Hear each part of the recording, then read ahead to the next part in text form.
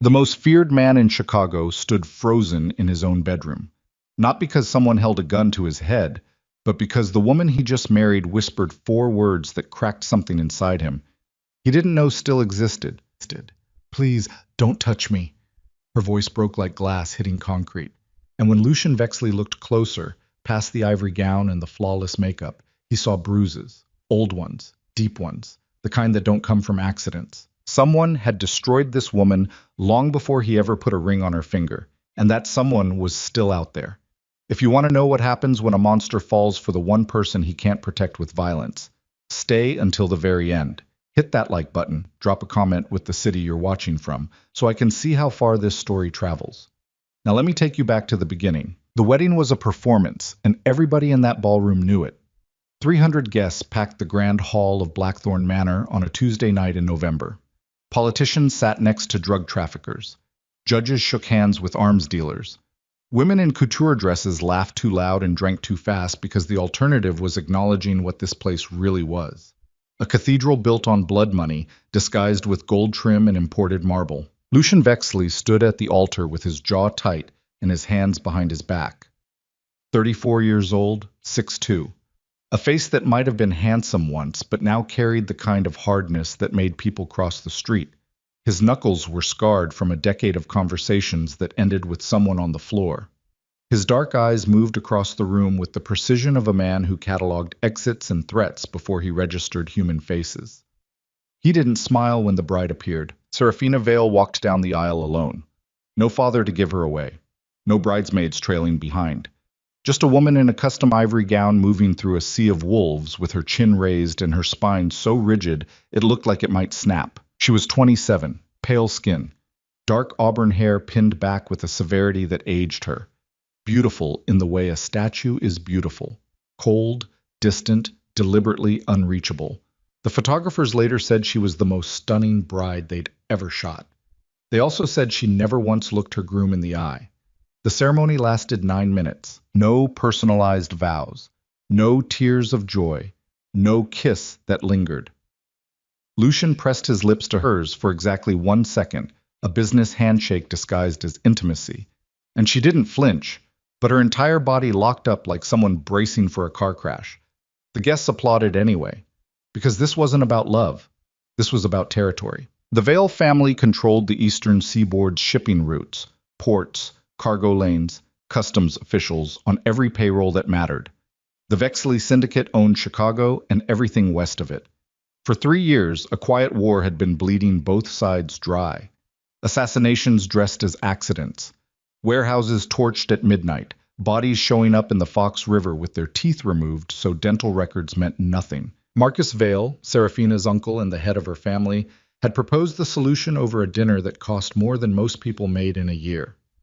One marriage, one alliance, the war ends, the empires merge. Everyone profits. Lucian had said yes because the math made sense. He never asked Serafina what she wanted. Nobody did. The reception dragged past midnight. Lucian worked the room like a politician running for office in a country that didn't hold elections. He shook hands. He received congratulations with a nod that said nothing. He drank bourbon slowly because Lucian Vexley never got drunk in public. Not once, not ever. Control was the only religion he practiced. His right-hand man, Victor Koslov, stayed 3 steps behind him all night. Victor was 51, built like a concrete wall, with a face that looked like it had been assembled from spare parts after a bar fight. He'd been with Lucian since the beginning, since the South Side days when Lucian was just another angry kid with dead parents and a talent for making people afraid. Around 1 in the morning, Victor leaned close while Lucian watched the last guests stumble toward their cars. She hasn't eaten anything. Lucian glanced across the room. Serafina sat alone at the head table, her plate untouched, her champagne glass full. She stared at the tablecloth like she was memorizing the thread count to keep herself from thinking about what came next. "She's nervous," Lucian said. Victor shook his head slowly. "That ain't nervous, boss. That's something else." Lucien didn't respond. He finished his bourbon and set the glass down carefully, the way he did everything, with a deliberation that made people wonder whether the gesture was a choice or a warning. Then he walked toward his bride. The penthouse suite occupied the entire top floor of Blackthorn Manor. Floor-to-ceiling windows framed the Chicago skyline like a painting nobody asked for. Candles had been lit by the staff, dozens of them, scattered across every surface in some interior designer's idea of romance. The bed was enormous, draped in white silk, positioned to face the city lights like a stage. Serafina entered first. She stood near the window with her back to the door, and Lucian could see the reflection of her face in the glass. Her jaw was clenched, her eyes were wet. Her fingers gripped the windowsill so hard her knuckles had gone white. Lucian closed the door behind them, and the sound made her shoulders jump. He noticed. He loosened his tie, pulled it off, dropped it on the dresser, unbuttoned his collar, rolled his sleeves halfway up his forearms because the room was too warm and the candles were making it worse. He moved toward the minibar, poured 2 glasses of water and set one on the table near where she stood. "Drink something," he said. Not a command, not a request. Somewhere in between. She didn't move. Lucien took a drink from his own glass and leaned against the wall 6 feet from her. He studied her the way he studied everything, with patience that most people mistook for cruelty. "I'm going to take a shower," he said after a moment. "When I come out, we can talk about how this works." He stepped toward the bathroom, passing close enough that his hand brushed her arm as he moved. And Serafina flinched so hard she stumbled backward. Her heel caught on the edge of the rug. She caught herself on the windowsill, but the champagne flute fell and shattered against the marble floor. The sound cracked through the room like a gunshot, and she dropped to her knees, not to clean it up, but because her legs gave out. "Please, don't touch me." The whisper barely made it past her lips. Lucian froze mid-step. He'd heard begging before. He'd heard men cry and scream and promise anything to make the pain stop. He'd heard fear in every pitch the human voice could produce. This wasn't any of that. This was something quieter, something older.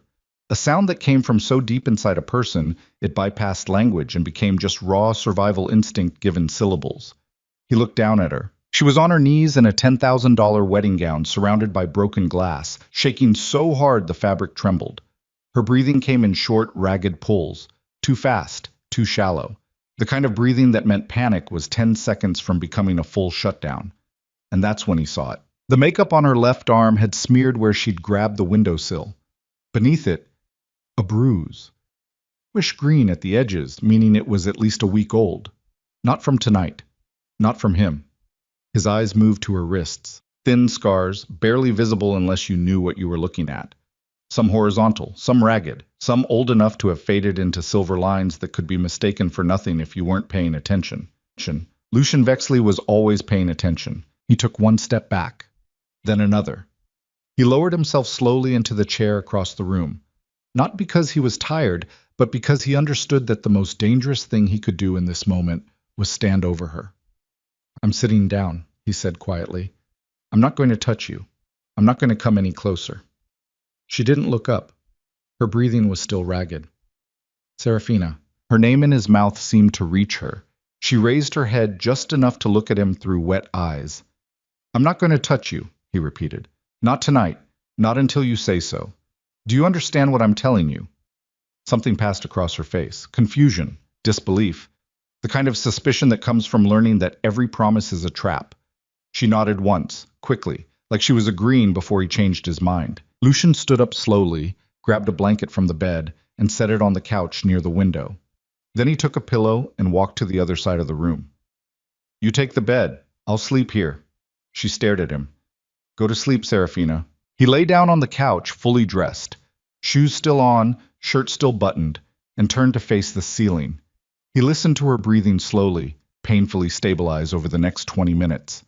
He heard her stand, heard the rustle of fabric, heard the bed creak as she climbed in without changing out of the wedding dress. He didn't sleep for a long time, and when he finally did, he dreamed about the bruises. The next morning, Lucian was gone before she woke up. He sat in his office on the 3rd floor of Blackthorn Manor with a cup of black coffee that had gone cold an hour ago.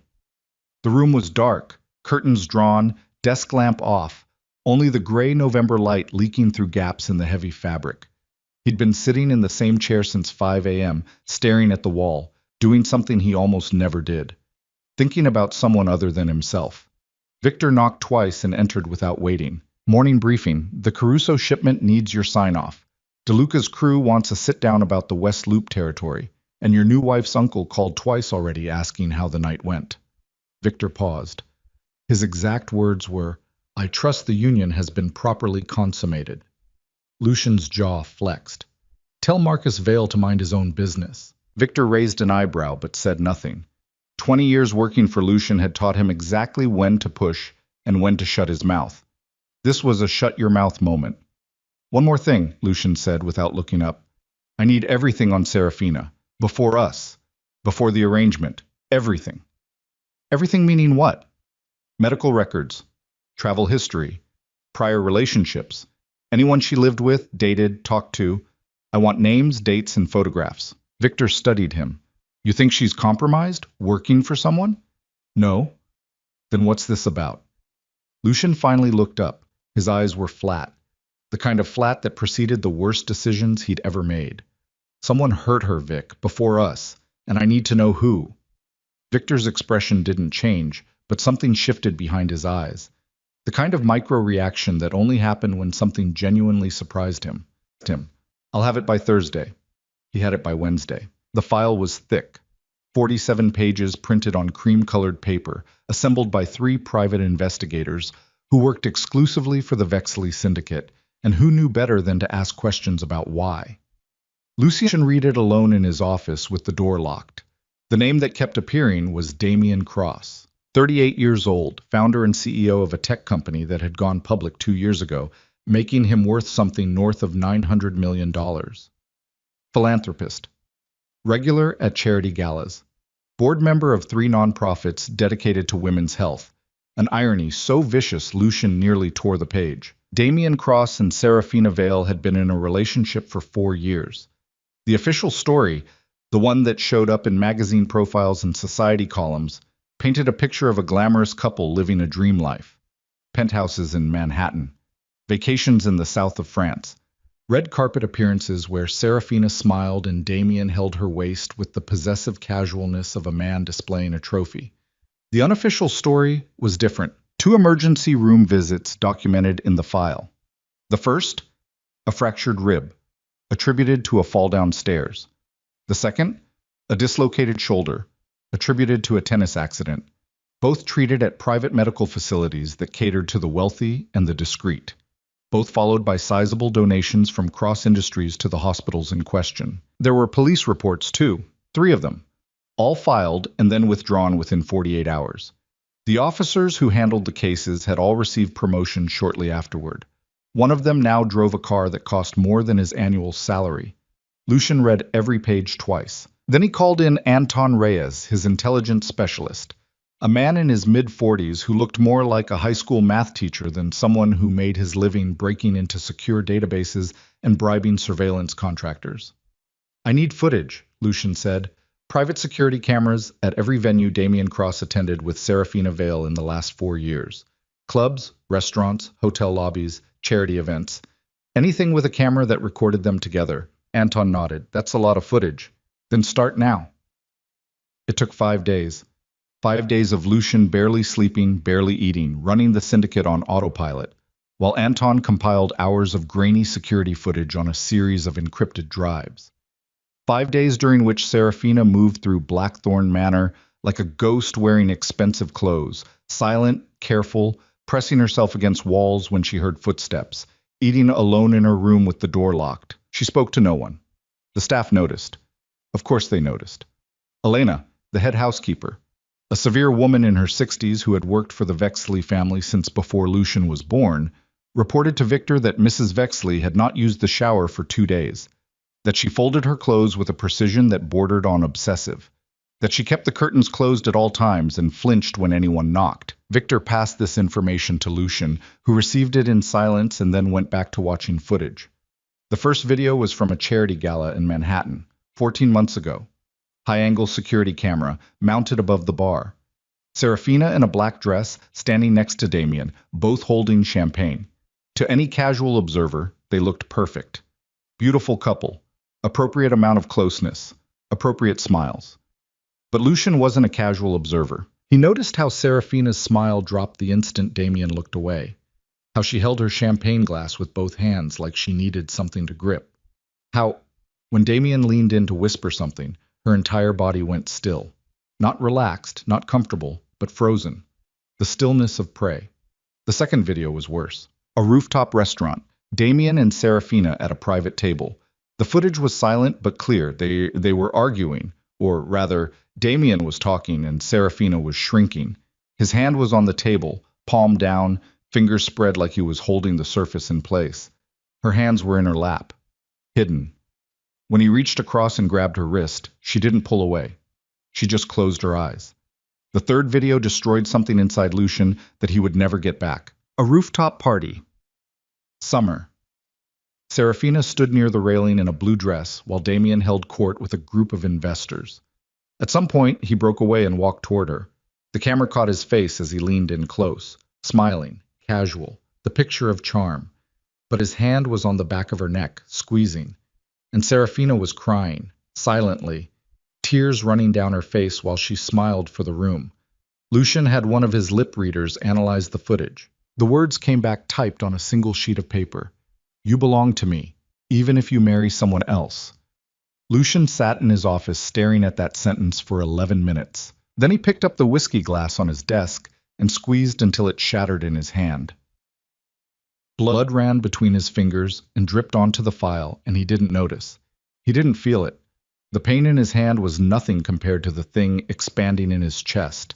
Something darker than anger, older than rage. A feeling he hadn't experienced since he was 16 years old, standing over his father's casket, wondering why nobody had helped. Victor found him 20 minutes later, still bleeding, still staring. Boss, your hand. I'm fine. You're bleeding on a $6,000 desk. Lucian looked down at the blood like he was seeing it for the first time. He grabbed a cloth napkin and wrapped it without urgency. Damien Cross, Lucian said. What about him? Find out where he is. Right now. Tonight. Victor crossed his arms. You want to talk to him? No. Lucian's voice had changed. It had dropped into a register that Victor had only heard a handful of times in 20 years. The register that preceded the kind of decisions that showed up in crime scene photographs.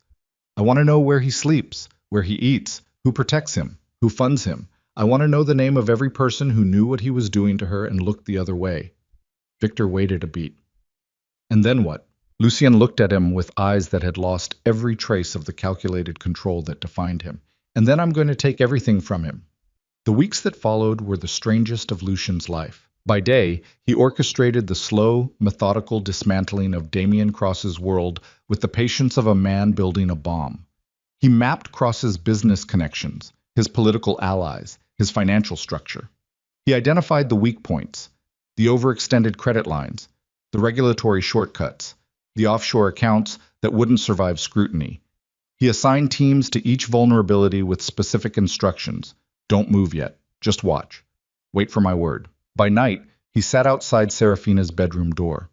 It started by accident. The first time he was walking past her room at 2 a.m, when he heard something through the door, a sound so small he almost missed it. A whimper. Not loud, not dramatic, just a tiny broken sound that slipped through the gap beneath the door like smoke. He stopped, put his hand against the wood, listened. She was having a nightmare. He could hear the bed shifting, the sheets twisting, her breathing accelerating into the same pattern he'd heard on their wedding night. Fast, shallow, desperate. Every instinct told him to open the door. He'd spent his entire life solving problems with action, with force, with presence. The idea of standing in a hallway doing nothing went against everything he was.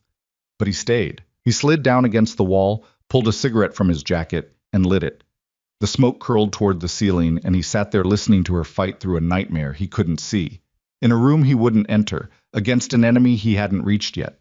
The nightmare lasted 40 minutes. When it finally passed, when her breathing slowed and the bed went still, Lucian stubbed out his cigarette on the marble floor and stayed for another hour, just in case. He came back the next night, and the next. By the second week, it wasn't a decision anymore. It was a ritual. 2 a.m., the hallway outside her room, a cigarette. Silence. Sometimes the nightmares came, sometimes they didn't. Either way, he stayed. Elena noticed the cigarette butts outside the door each morning, but said nothing. Victor noticed Lucian's increasing sleep deprivation, but chose his battles. The rest of the household noticed that the most dangerous man in the city had started doing something no one could explain. and they were smart enough not to ask. Serafina noticed too. It happened on a Thursday night, 3 weeks after the wedding. She'd woken from a dream she couldn't fully remember, something about locked doors and hands around her throat, and she'd sat up gasping, drenched in sweat, gripping the sheets so hard her fingers ached. When the panic faded enough for her to hear past her own heartbeat, she caught it. The smell of cigarette smoke. Faint, drifting under the door. She got out of bed slowly. Her bare feet made no sound on the cold floor. She moved to the door and pressed her ear against it, breathing. Someone was sitting on the other side. She stayed there for a long time, her forehead against the wood, her hand flat on the door, her eyes closed. Not afraid. For the first time in longer than she could remember, not afraid. Just confused. Confused by a man who terrified entire cities but sat in a dark hallway at 2 a.m. because she had bad dreams. She didn't open the door, but she didn't go back to the bed either. She slid down against her side of the wall and sat there, mirroring him, separated by 2 inches of oak, and neither of them said a word. Meanwhile, Lucian's investigation into Damien Cross had turned up something that changed the entire calculation. Anton Reyes came into Lucian's office on a Friday afternoon with a look on his face that Lucian had never seen before. Anton was a man who dealt in facts and data and spoke in the clipped, emotionless language of someone who had trained himself to separate information from feeling. But on this afternoon, his voice had an edge. "You need to see this." He placed a laptop on Lucian's desk. On the screen was a series of financial transfers, large ones, routed through 3 shell companies that all traced back to a single entity registered in the Cayman Islands. "Cross has been funding the Morozov Syndicate," Anton said. Lucian looked up. The Morozov Syndicate was a Russian operation that had been pushing into Vexily territory for the last 18 months. Small moves, a hijacked shipment here, a bribed dock worker there. Annoying but manageable. Lucien had treated it as minor competition. He was wrong. "How much?" Lucian asked. 14 million in the last year alone. "And there's more." Anton pulled up another file. "Cross has been meeting with Ivan Morozov personally, 3 times in the last 6 months, all off the books, all in locations with no surveillance." The room went very quiet. "He's not just funding them," Lucian said slowly. "He's building an army." "It looks that way." "Against who?" Anton met his eyes. "Against you. The marriage triggered it. The moment you married Serafina, Cross started moving money. He's not trying to get her back through lawyers or public pressure. He's building a force that can take you down and take her with the wreckage." Lucian stood up and walked to the window. Chicago spread below him, cold, gray, indifferent, a city that had survived fires and floods, and 100 years of men who thought they owned it. He pressed his hand against the glass and felt the cold seep into his palm. Damien Cross wasn't just an abuser. He was a strategist, a man who had been planning for the possibility that Serafina might escape, and had prepared a contingency that turned a personal obsession into a full-scale war. And Lucian had walked right into it. "How long before Morozov is operational?" Lucian asked, based on the funding timeline and recruitment patterns. 2 months. Maybe less. 2 months. In 2 months, a man who had beaten and broken Serafina Vale would have an army capable of reaching into the heart of Lucian's empire. Not to negotiate, not to compete, but to destroy. And Serafina would be caught in the middle. Lucian turned from the window.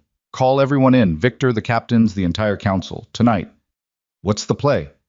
Lucian's face had become something that Anton, despite his professional detachment, found genuinely unsettling. Not angry, not cold, something beyond both. "We don't wait 2 months," Lucian said. "We hit first." That night, while Lucian sat in a room full of killers planning a war, Serafina Vale stood alone in the kitchen of Blackthorn Manor at 3 a.m. She'd come down for water, just water. But she'd found herself standing at the kitchen counter, staring at a knife block and breathing too fast. Not because she wanted to hurt herself, she was past that, barely, by months that felt like minutes, but because the knives reminded her of something Damien used to do. He'd leave them out, on the counter, on the bedside table, on the bathroom vanity, always visible, always within reach, never touched, never used, just present. A reminder that violence didn't need to be loud to be constant. She was still standing there when Elena walked in. The old housekeeper stopped in the doorway. Her eyes moved from Serafina to the knife block and back. Something ancient and knowing passed across her weathered face. "Can't sleep?" Elena asked. Serafina shook her head. Elena walked to the counter, moved the knife block to a cabinet, closed the door, and then put the kettle on. Chamomile or peppermint? I don't... Peppermint, Elena decided.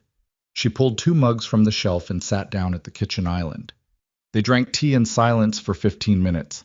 Elena didn't ask questions, didn't offer advice, didn't try to fill the quiet with words that wouldn't help. When Serafina finally spoke, her voice was barely above a whisper. Does he always sit outside my door? Elena looked at her. Yes. Why? Elena took a long sip of her tea. I've known Lucian Vexley since he was 9 years old. Angry, skinny little boy with blood on his shirt and nobody to wash it.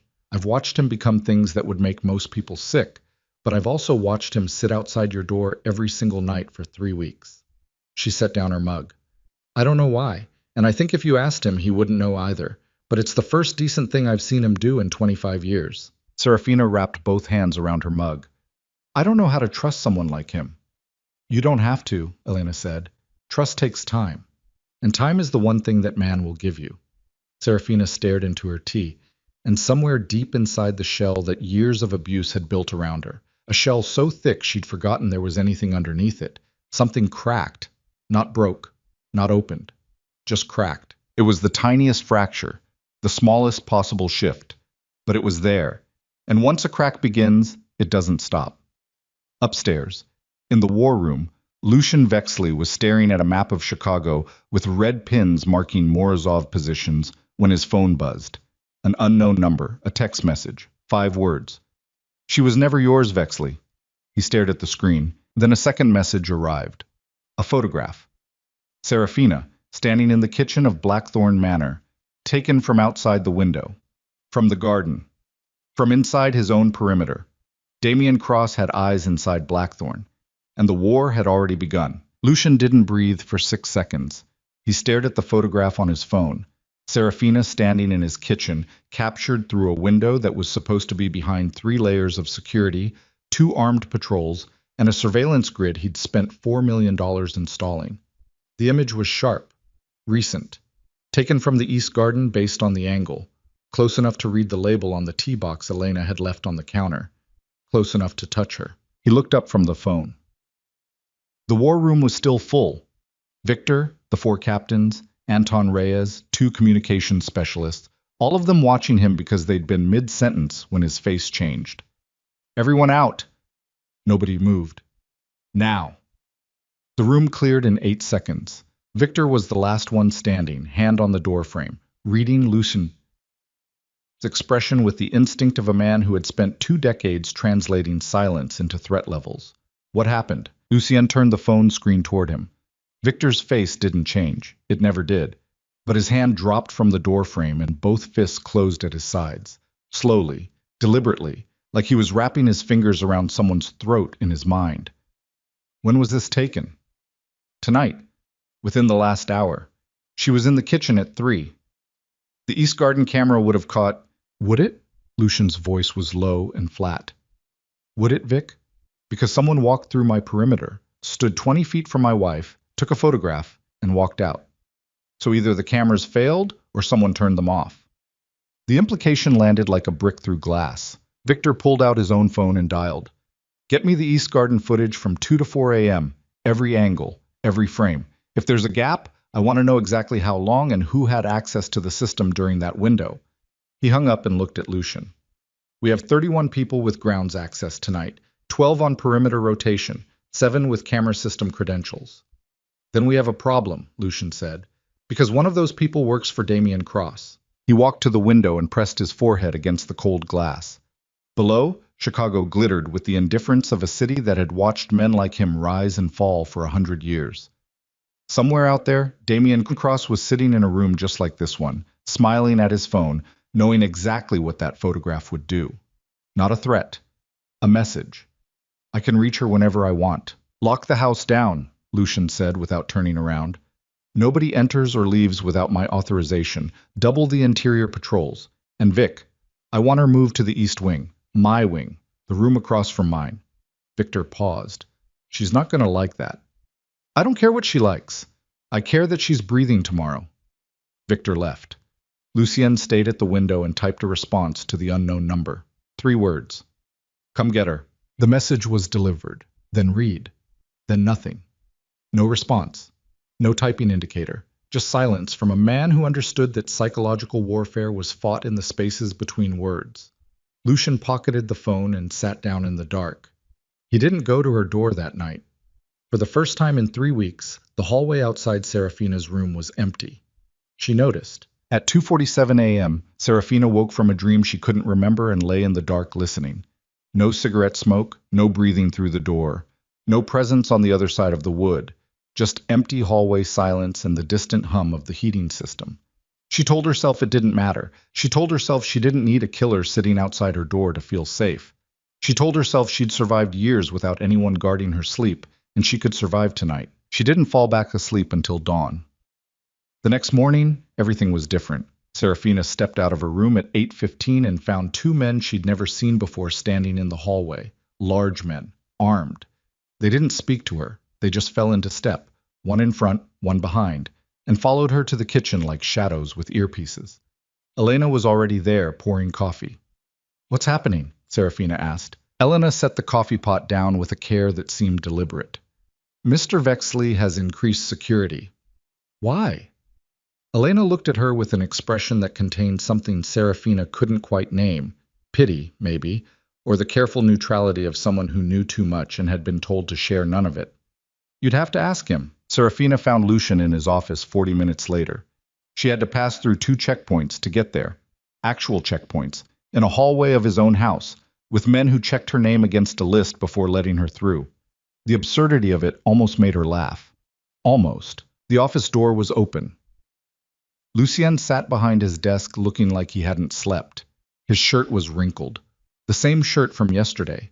His jaw was dark with stubble, and his eyes had the hollow, over-focused look of someone running on caffeine and something uglier. She stepped inside and the 2 guards stayed in the hallway. "Why are there armed men following me?" Lucian didn't look up from the documents on his desk. "Security upgrade." "From what?" "Serafina." "From what?" He looked up. Their eyes met, and she saw something in his that made her stomach drop. Not anger, not the cold calculation she'd gotten used to, but something raw. Something he was trying to bury, and failing.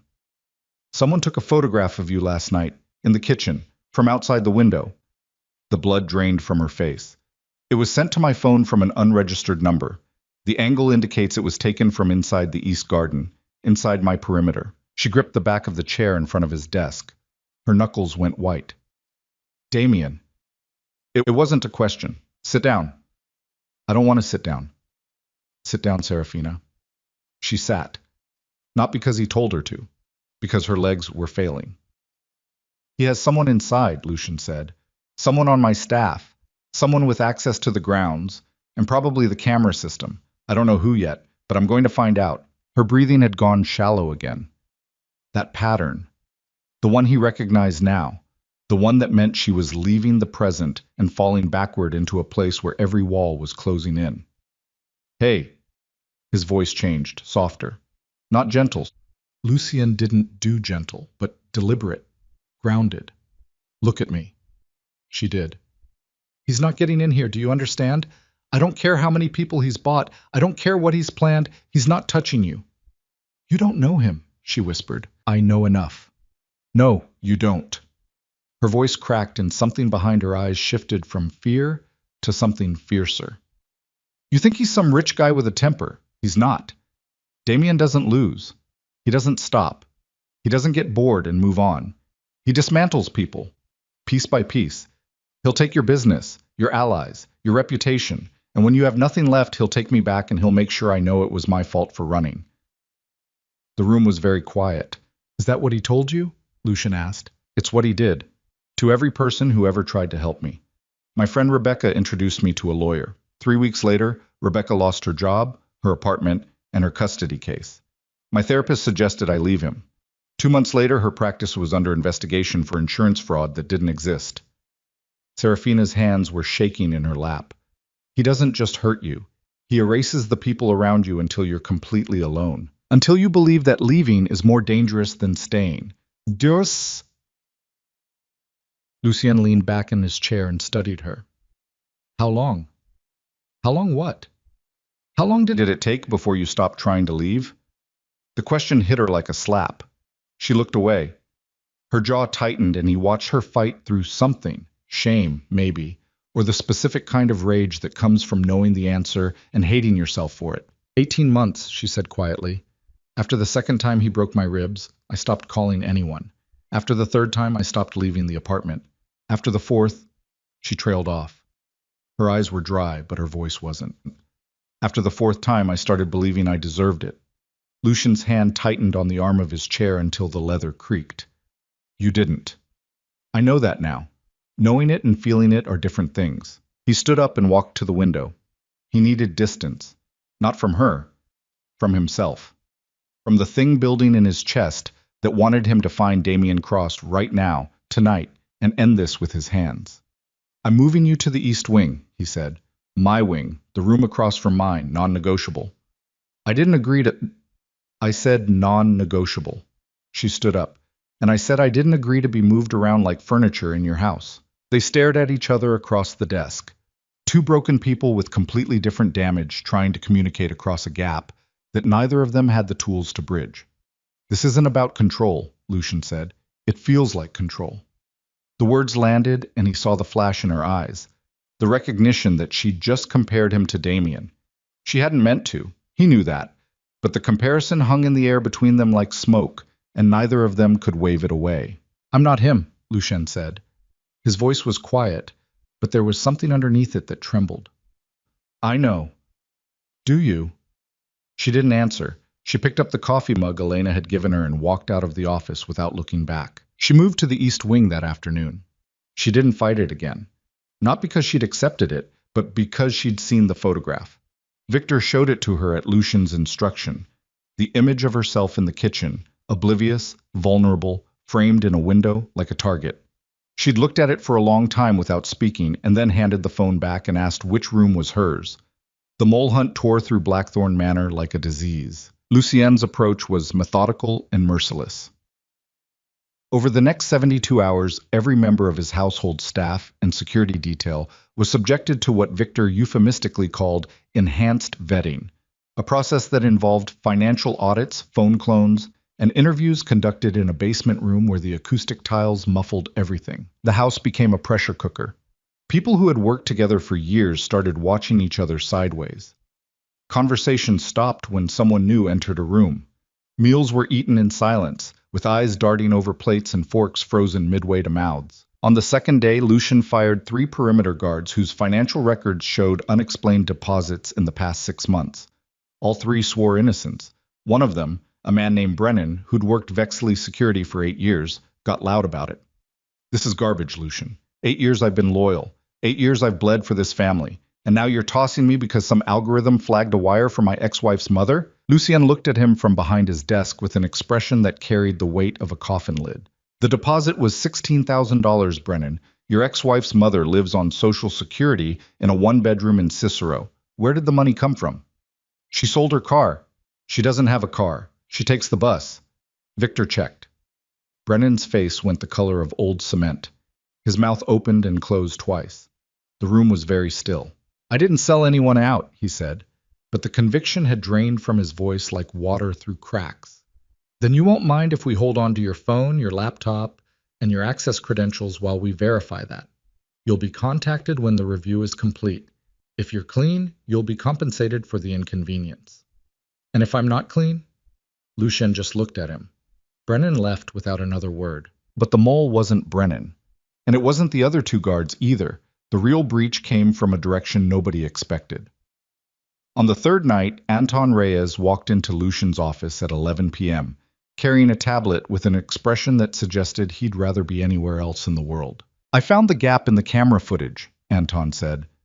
The East Garden camera was on a 17-second loop from 2:12 to 2:41 a.m. Professional work. Someone with direct access to the monitoring software spliced the feed. Who has that access? 7 people. I've eliminated 4 based on alibi and location data. Anton set the tablet on the desk.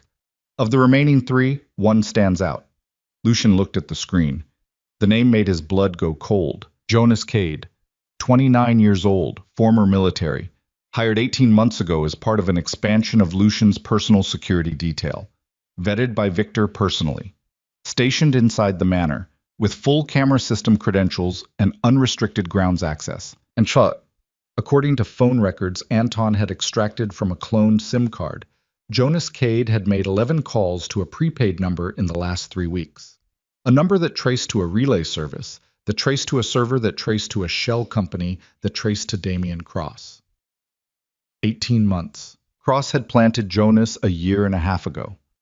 Before the marriage, before the alliance, before Serafina had ever said Lucian's name. Damien Cross had been inside Blackthorn Manor since the beginning, watching, waiting, reporting. Lucian closed his eyes. Where is he right now? West Corridor, night shift. Bring him to the basement. Lucian, the basement, Anton. What happened in the basement of Blackthorn Manor that night would never appear in any record or report. Victor conducted the conversation. Lucien watched from a chair in the corner with his arms crossed and his face empty. Jonas Cade was professional about it. He didn't beg, he didn't cry. He sat in the metal chair with zip-tied wrists and answered questions with the flat calm of someone who had already accepted the math of his situation. How long have you been working for Cross? Victor asked. 14 months. What were you paid? 20,000 a month, wired to an account in my sister's name. What did you report?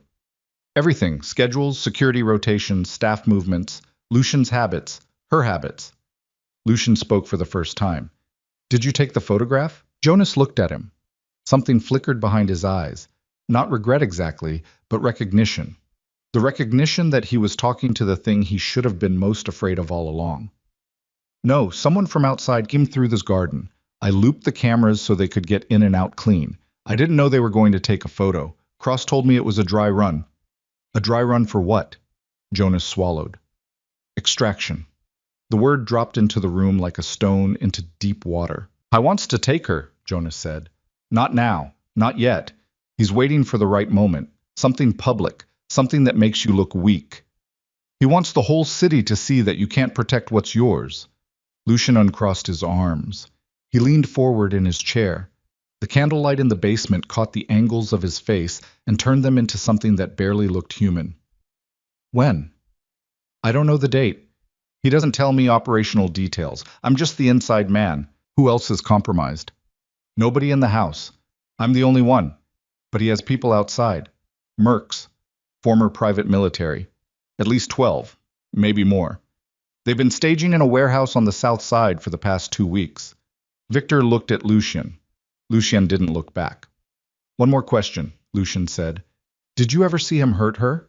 In person, when they were together? Did you ever see Damien Cross put his hands on Serafina? Jonas stared at the floor. Answer me. Once. At a fundraiser. Before I was planted here. I was doing freelance security for the venue.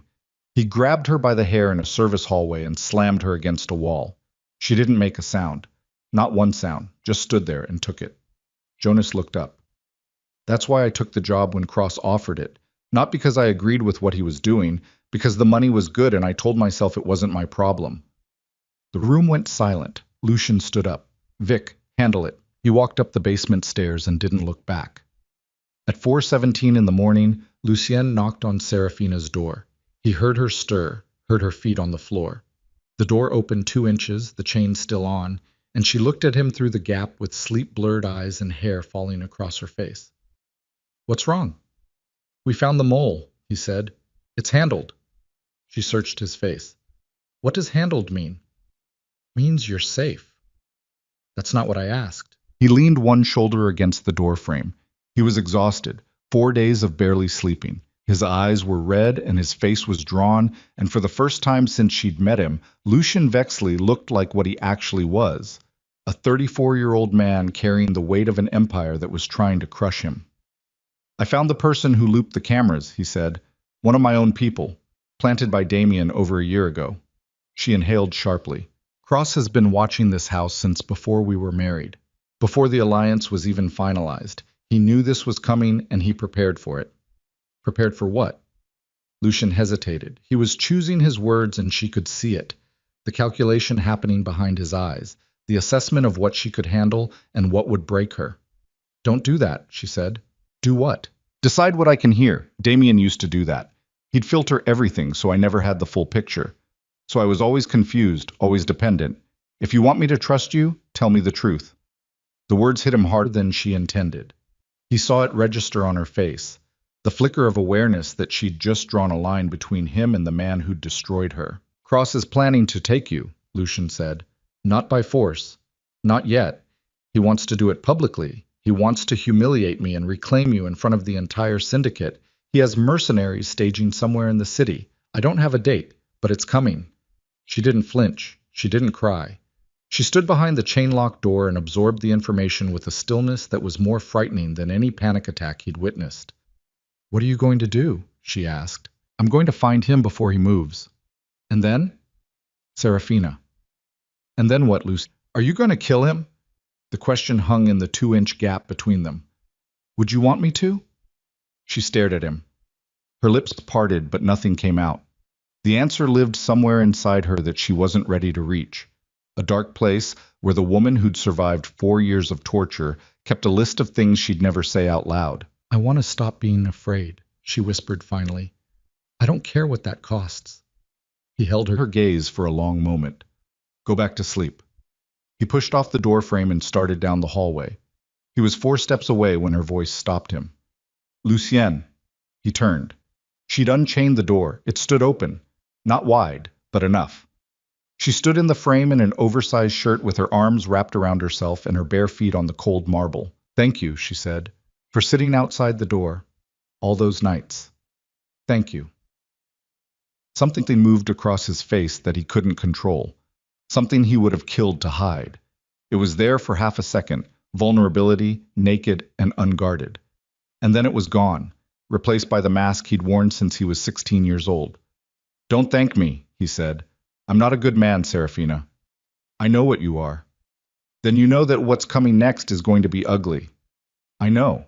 He turned and walked away. His footsteps echoed down the hall, and she stood in the doorway listening until they faded. Then she closed the door. She didn't lock it. 2 days later, the Winter Syndicate Gala invitation arrived. It came on cream-colored cardstock in an envelope embossed with silver, the kind of invitation that looked like a party but functioned like a summons. Every major player in the Chicago underworld would be there. Attendance wasn't optional. Absence was a statement, and in this world, statements had consequences. Victor tossed the invitation on Lucian's desk like it was a dead rat. Cross will be there. I know. He's on the guest list, +2, which means he's bringing muscle and he wants you to know it. Lucian picked up the invitation and turned it over in his hands. Who's hosting? Margaret Chen. She controls the neutral ground agreement. If we skip this, every undecided crew in the Midwest reads it as weakness. And if we go, Cross gets Serafina in a room. If we go, Victor countered, we get Cross in a room, out in the open, in front of witnesses, where every move he makes is public record to 300 people who determine the power structure of this city. Lucian set the invitation down. She won't want to go. Then don't bring her. If I show up without her, it looks like I'm hiding her, like I'm afraid. Are you? Lucian looked at Victor with an expression that could have stripped paint. Get her a dress, he said. Something that makes the whole room stop, and make sure every man we have is inside that building. On the night of the gala, Serafina stood in front of the mirror in her room and didn't recognize the woman staring back. The silver gown fit like liquid armor, low back, high neck, a cut that turned her body into something architectural. Her hair was down for the first time since the wedding. Dark auburn against silver fabric, minimal jewelry, minimal makeup. She looked like a weapon someone had forgotten to sheathe. She was terrified. Her hands shook as she fastened the clasp of a thin bracelet. The small silver chain kept slipping through her fingers, and she fumbled it 3 times before she stopped trying. She pressed both palms flat against the vanity and breathed. In, out, in, out. A knock at her door. She opened it. Lucien stood in the hallway in a black suit that made him look like the final scene of a movie where nobody survives. His jaw was clean. His hair was pushed back. His eyes moved over her once, quick, clinical, and something in them shifted. Not desire, recognition, like he was seeing her clearly for the first time, and the sight of it had rearranged something inside his chest. You don't have to do this, he said. Yes, I do. Serafina, he took 4 years from me. He took everything. My voice, my choices, my ability to walk into a room without scanning every exit. I'm not giving him one more night. Her voice was steady, but her hands were still trembling. I'm going. Lucian reached into his jacket and produced a small folded knife. Pearl handle. 3-inch blade. He held it out to her. Inside your clutch, just in case. She looked at the knife, then at him. Then she took it and dropped it into the silver clutch bag on the vanity. Ready? He asked. No. Good. Ready is overrated. They walked down the staircase side by side, not touching, not speaking.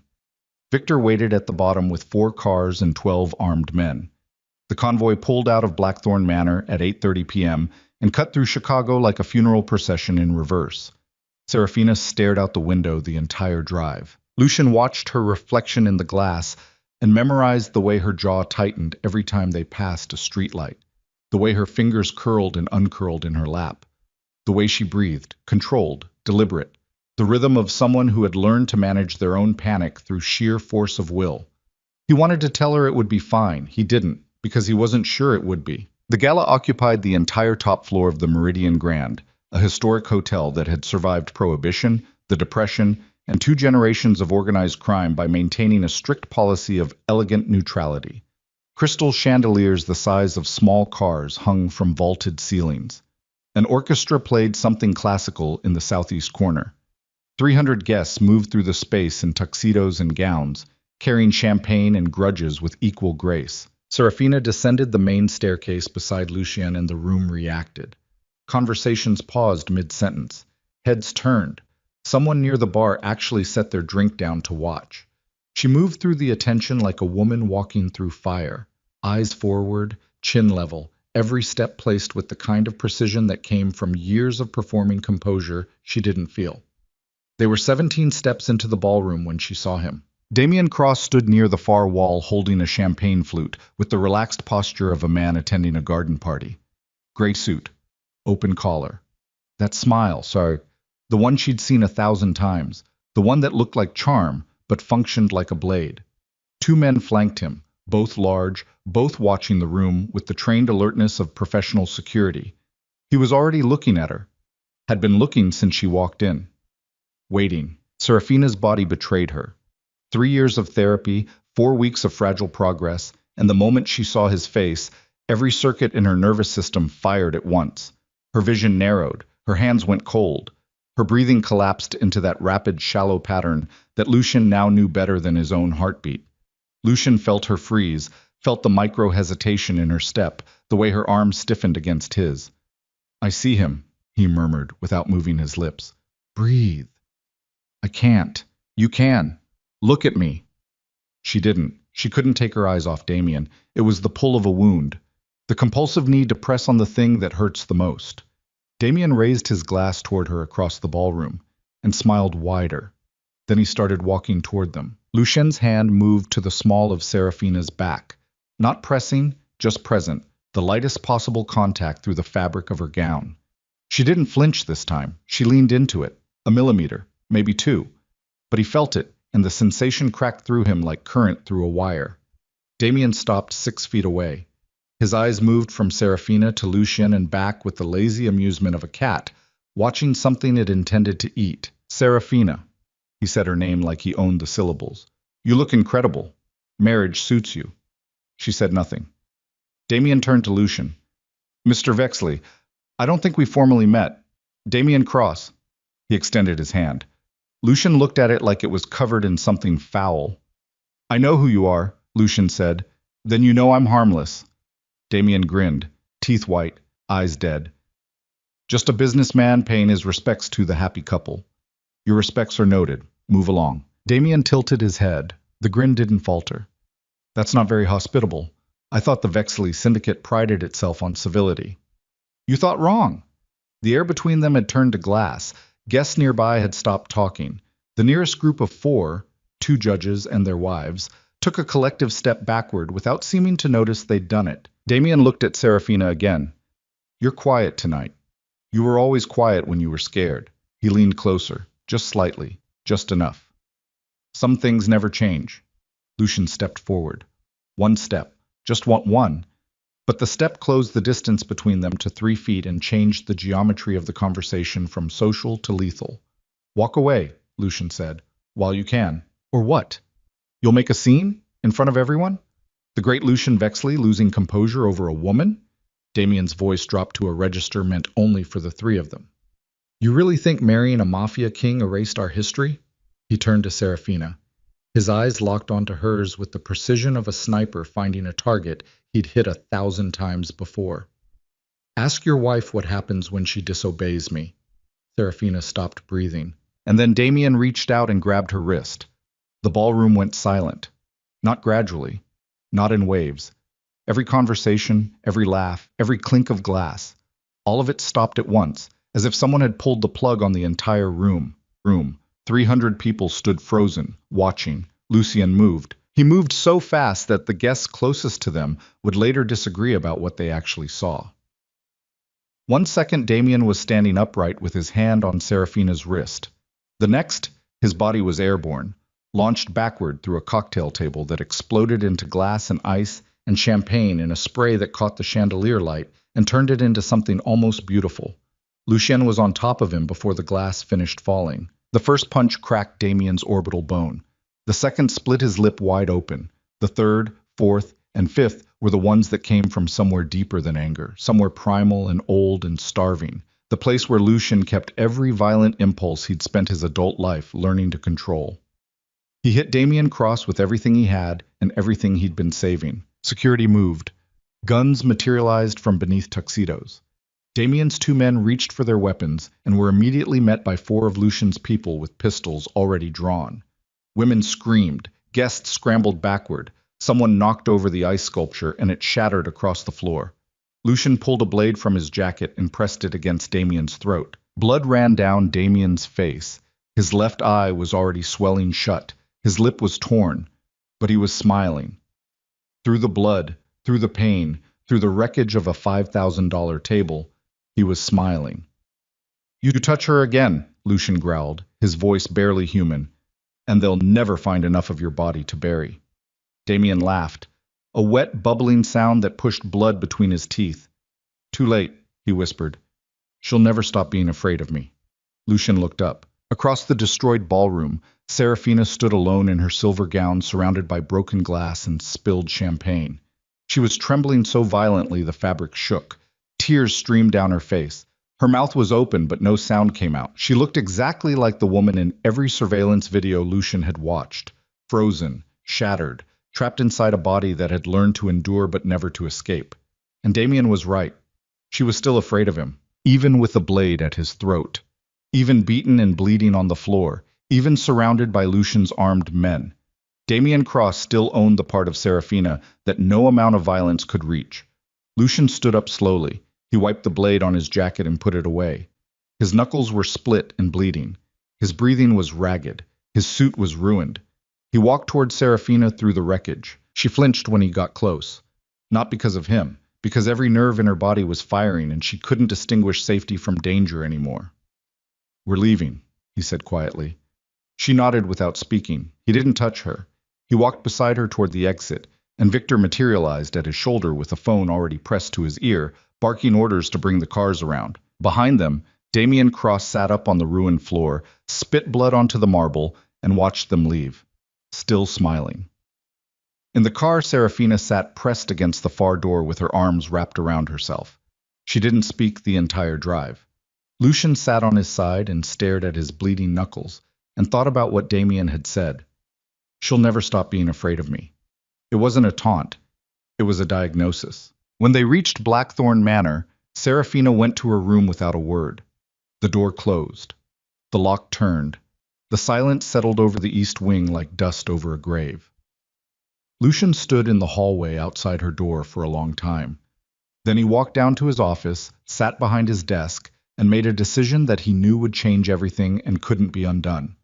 He picked up the phone and called Victor. Mobilize everyone, every crew, every safe house, every asset we have. I want Damien Cross's entire world dismantled in 72 hours. Lucian, if we go to war with Cross openly, the council can fall in line or fall in the ground. I'm done waiting. He hung up. And somewhere across Chicago, in a penthouse overlooking the lake, Damian Cross pressed a napkin to his bleeding mouth and picked up his own phone. It worked, Damian said. He's emotional. He'll overreach. When he does, I want her out of that house within the hour. He set down the phone and walked to the window.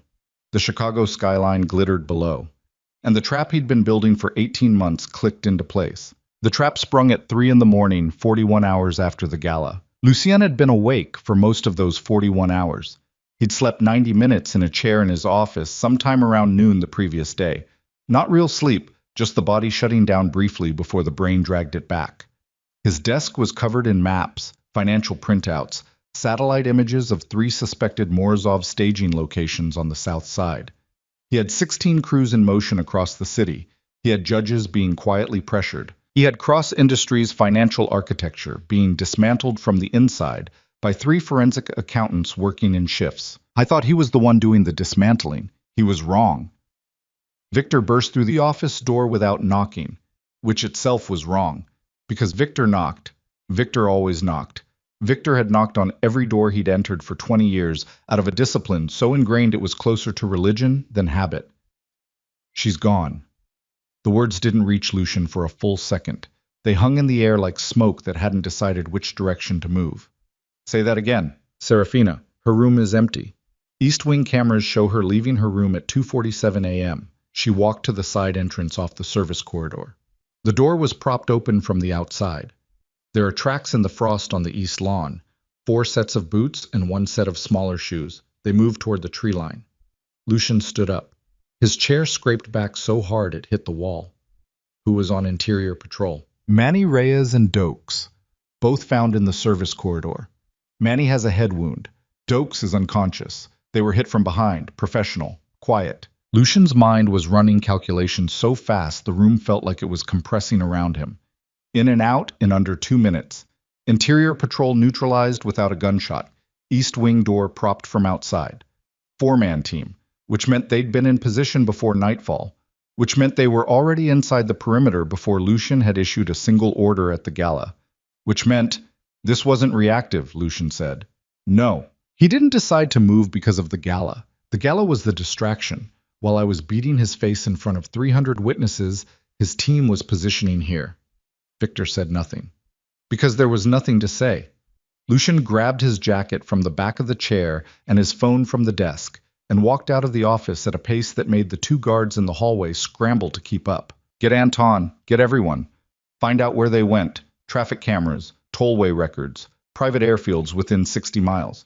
He won't take her to the city. He knows I own the city. Lucien. Victor's voice came from 3 steps behind, and there was something in it. A register Lucien hadn't heard in a long time. Almost careful. There's something else. Lucien stopped walking. The security footage from the service corridor, the timestamp on the east wing door being propped, it was 2:19 a.m. But Serafina left her room at 2:47, 28-minute gap. Meaning the door was already open when she walked to it. Meaning she didn't go to the door because she heard something or saw something. She woke up at 2:47, got dressed, and walked directly to a door that had been propped open 28 minutes earlier. Victor paused. Like she knew it would be there. The hallway was very quiet. Lucien turned slowly. You're saying she went willingly? Victor didn't answer, which was an answer. Show me the footage. They watched it together in the security room. Grainy night vision green, the timestamp ticking in the corner. The corridor was empty. Then the east wing door opened. Serafina stepped out in dark clothes, hair down, clutch bag in one hand. She walked to the side entrance, paused at the door, looked back once down the corridor, then walked out. No hesitation, no struggle, no one pushing her, no hand on her arm. She just walked out. Lucien watched the footage 3 times. He watched the way she paused at the door with a specific kind of stillness. Not the terrified paralysis he'd come to recognize, but something closer to resolution. Decision. He watched her look back down the corridor and he tried to read what was in that glance, and he couldn't. He didn't know her well enough. He didn't know if she was looking for him or away from him or simply committing the place to memory before leaving it forever. He rewound to the moment. She looked back and froze the frame. Her face was angled slightly away from the camera, half in shadow. But the half he could see was dry. No tears, jaw set, spine straight. She wasn't being rescued. He sat down. The security room was small and smelled like coffee and old equipment. The monitors cast blue light across his face, and he sat in it and felt something hollowing out in his chest. Not anger yet. Something that would become anger but hadn't gotten there. Something rawer. Something he hadn't felt since he was old enough to understand what abandonment actually meant. Get me every contact she's had in the last 4 weeks, he said. Every call, every text, every email, anything she might have sent from the house. She didn't have a phone, Victor said. We never issued her one. Then she used something else. Check Elena's phone, check the kitchen landline, check every computer she had access to. Victor left to arrange it. Lucian stayed in the security room alone with the frozen frame of Serafina looking back over her shoulder. He stared at it long enough that the image started to blur at the edges. Then he stood up, walked to the wall, and put his fist through the plaster. The pain came back with his knuckles, split open again from the gala, now torn wider against the concrete backing of the drywall. He looked at his hand. Blood ran down his palm and dripped off his middle finger. He watched it fall onto the floor. He thought about the knife he'd given her. Pearl handle. 3-inch blade. Whether she still had it. He hoped she did. The intel came back in pieces over the next 4 hours, and each piece made the picture uglier. The kitchen landline had 3 outgoing calls in the past 2 weeks that weren't logged in the official household records. The calls were made between 6 and 7 in the morning, before most of the staff arrived, during the window when Elena started her shift, but was alone in the kitchen for the first 30 minutes. Short calls. 40 seconds. 1 minute. 53 seconds. The number was traced to a prepaid device. Prepaid devices were Cross's preferred instrument of communication. Lucian knew this from the Jonas Cade investigation. The relay, the shell company, the deliberate paper trail dead ends. All of it matched Cross's operational fingerprint. But here was the thing that twisted in Lucian's gut like a rusted wire. The calls had been placed from the kitchen phone. The kitchen phone that Serafina had access to. The kitchen where Elena had left her alone every morning while going to collect laundry from the service room. And Elena, when Victor brought her in at 6 a.m., with her house dress still half-buttoned and her gray hair loose, looked at Lucien across the kitchen island with an expression that was unreadable until it wasn't. Elena, she put her hands flat on the counter. She looked down at them. She looked up at him. She called him, Lucien said. Not a question. Elena's jaw tightened. For a long moment, the only sound was the refrigerator hum and the distant noise of the city coming alive outside the windows. She called him twice, Elena said quietly. 3 weeks ago and 10 days ago. She used my phone the first time before I realized what she was doing. After that, she had access to the kitchen line. I should have told you. The kitchen was very still. Why didn't you? It wasn't a question either. It was the kind of flat statement that came just before the part where things got very bad. Because she asked me not to. Elena raised her eyes to meet his, and there was no apology in them, just the stubborn dignity of a woman who had made a choice and owned it. She was terrified. The gala was 2 days away. She had a knife in her purse and a man who used to put her in the hospital on the other end of a phone line. I don't know what she said to him. I don't know what he offered her, but she was 27 years old, and she had been destroyed by that man, and whatever she decided to do about it was not my place to prevent. She's not 27 and free, Lucien said. His voice had gone to that place, the place below anger. She's 27 and somewhere I can't see her with 4 mercenaries and the man who broke her ribs. Elena flinched. It was small, but it was there. Did you know about the extraction? He asked. Did she tell you when they were coming? No. Did you prop the door? No. Do you know where they took her? No. Elena's voice cracked on the word. The first crack. She pressed her lips together and straightened. I swear to you, Lucien, I don't know where she is. He looked at her for a long time. He had known this woman for 25 years. She had washed blood off his shirts when he was 9 years old and asked no questions. She had made him eat when grief made him forget. She had buried 2 of his secrets with the same matter-of-fact efficiency she applied to everything else. He believed her, which meant Serafina hadn't trusted anyone with the full picture. Not even Elena. Not even him. She had made contact with Damien Cross, listened to whatever he'd promised or threatened, and made a decision in the dark by herself. The way someone moves when they've been alone for so long that asking for help has stopped feeling like an option. You're suspended, he said to Elena. Get out of this kitchen. Don't go far. She left without a word. Lucian sat down on a kitchen stool and pressed both hands against the counter and breathed. In, out. He thought about what she'd said to him through the cracked door 3 nights ago. I want to stop being afraid. I don't care what that costs. He hadn't understood it then. He understood it now. She'd called Damien because she thought she could end it herself. Make some deal, extract some promise. Find the off switch for the fear that had run her life for 4 years. She hadn't run back to him. She'd walked toward him because she believed, because 4 years of being controlled had convinced her, that the only way to be free of Damien Cross was to face him on his terms. She was wrong, and she was already in his hands. Anton found the location at 9:14 a.m. through a combination of tollway cameras, a fuel purchase on a rural highway in Kankakee County, and a property record showing a shell company connected to Cross's third-tier offshore holdings owning a decommissioned property 40 miles south of Chicago. The property record described it as a former civic building, large stone structure, located on a rural plot surrounded by 4 acres of dead farmland with 1 road in and 1 road out. The imagery pulled from the county assessor's database showed a Gothic stone building with a peaked roof and narrow windows and a bell tower that no longer had a bell. An old assembly hall, deconsecrated, abandoned for over a decade. Lucian looked at the satellite image for 7 seconds. How many men can we move in the next 2 hours? 30, maybe 40 if we pull the crews off the south side. Pull them. If we pull south side, we lose coverage on the Morozov staging warehouse. If they move while we're... Pull them. Victor crossed his arms. Lucien, I need you to think for 10 seconds. I've been thinking for 4 hours. Pull the south side crews. And if this is another trap? The question fell into the room like a stone into deep water. Victor's face was grave. He wasn't being obstructive. He was being the person Lucian paid him to be.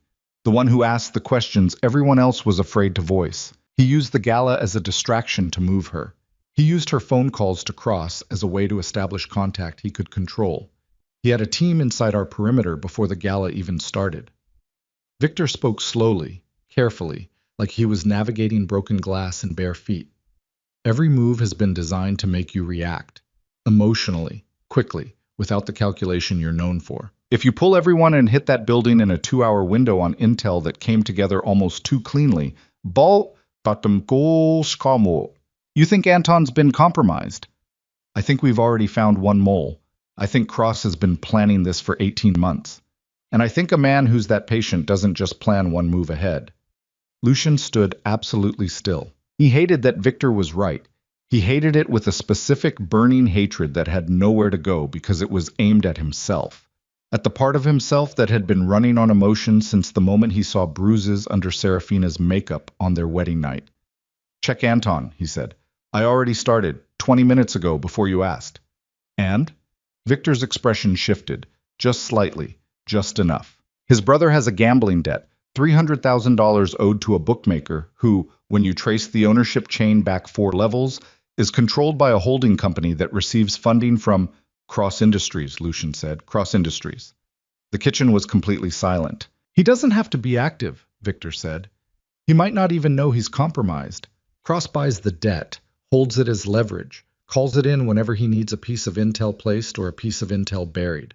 Anton gives him the location of the Kankakee property because Cross fed it to him through a channel that looked legitimate. Anton runs it, it checks out on every surface level. He has no reason to doubt it. Lucian sat down on the kitchen stool again and pressed his fingers into his eye sockets until he saw white. He was standing in a hall of mirrors. Every wall was a reflection that looked real until you walked into it. Can we verify the location independently, without Anton? Possibly, but it takes time, hours, maybe longer. And if she's actually there, then every hour we spend verifying is an hour she's with him. Lucian took his hands away from his eyes. He looked at the ceiling. The kitchen light hummed. Somewhere in the house, a clock ticked. He thought about what Serafina had told him. He dismantles people, piece by piece. He takes everything. Then he takes me back and makes sure I know it was my fault. He thought about the 41 hours since the gala, the war he'd launched, the 16 crews he'd deployed, the financial assault on Cross Industries that had been running since dawn. He'd been moving fast, hitting hard, exactly the way Victor was describing. Emotionally, reactively, exactly the way Cross had engineered him to. And in those 41 hours, Lucien had pulled the majority of his assets away from his own house. His own house. He went very still. Victor, the East Wing. What about it? She walked out of the East Wing at 2:47. Four-man team, in and out in under 2 minutes. Our interior patrol was down. He stood up slowly. Our interior patrol was down because someone hit them. Two of our own men, hit by a four-man team that came in from the East Garden and extracted her in under 2 minutes. Right. In the dark. In a house they'd never been inside. Moving through corridors they'd have to have mapped in advance. Lucien's voice was becoming something different, flatter, colder, arriving at a place past anger into the operational clarity that had made him what he was. Jonas Cade was our mole. We pulled him 3 days ago. So how did Cross's extraction team know the interior layout of the East Wing? Victor opened his mouth, closed it. Jonas was surveillance, Lucien said. Outside information. He didn't have interior access to her wing. He couldn't map it. The East Wing is restricted. Only household staff and my direct security personnel are cleared. He paused. So there's another one. Victor looked like a man who'd swallowed something sharp. There's a second mole, Lucien said. Someone who has been inside the East Wing. Someone with interior access, who could map the corridors, identify the patrol timing, tell a four-man team exactly where to go and when to go there. They stared at each other. How many people have East Wing clearance? Lucien asked. Including recent additions. 14. Pull all 14. Now. I want them in the basement in 20 minutes. Everyone we can physically reach. I was already walking toward the door when his phone buzzed. Unknown number. Same relay pattern as before. One photo. Serafina, sitting in what appeared to be a stone-walled room. Hands bound at the wrist with zip ties. Head bowed. Hair falling across her face. Alive, visibly breathing, chest moving. But her posture had the particular collapsed quality of someone who had been awake all night and had stopped fighting.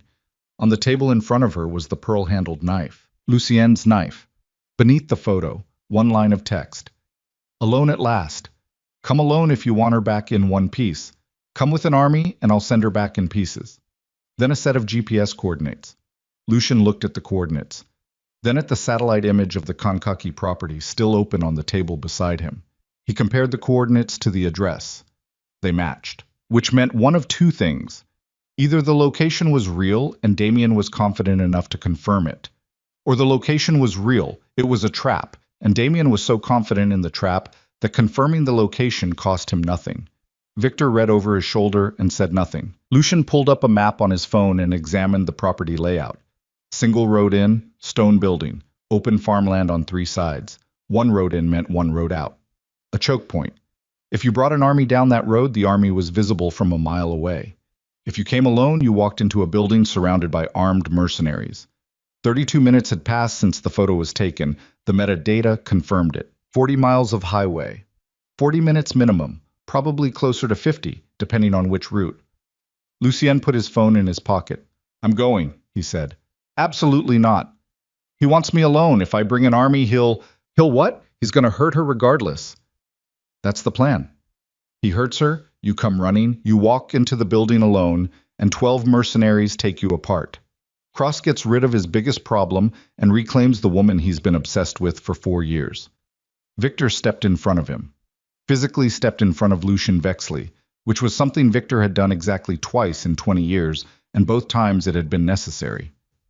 Move, Lucien said. No. Vic, listen to me. Victor's voice dropped to something private, something that had nothing to do with chains of command or professional obligation. You go in there alone, you're dead. She's still with him. And everything you've built, every person who depends on this operation, goes with you. Think. I am thinking. You're feeling. There's a difference. You've been feeling since the night of your wedding, and he's been exploiting it every step of the way. Victor's jaw worked. She called him, Lucien. Whatever the reason, whatever she was trying to do, she called him. And now she's in a building 40 miles away, and we have a compromised intelligence source and a second mole we haven't identified. You go in there alone, you might be going in there with a map that Cross drew himself. I know. Then I know, Victor. Lucian's voice cracked the room. Just once. Just enough to stop everything. I know it's a trap. I know he wants me there alone. I know he's been 15 steps ahead since before I met her. He pressed both hands against the kitchen counter and breathed through his nose for 3 seconds. And I know she's in that building because she was trying to end this herself instead of asking for help, because every person who's ever tried to help her has been destroyed. And I know she walked out of here in the dark because she was more afraid of hope than fear. And I know... He stopped. The sentence had run out of road. Victor waited. I know what she said to me through the door, Lucian said quietly.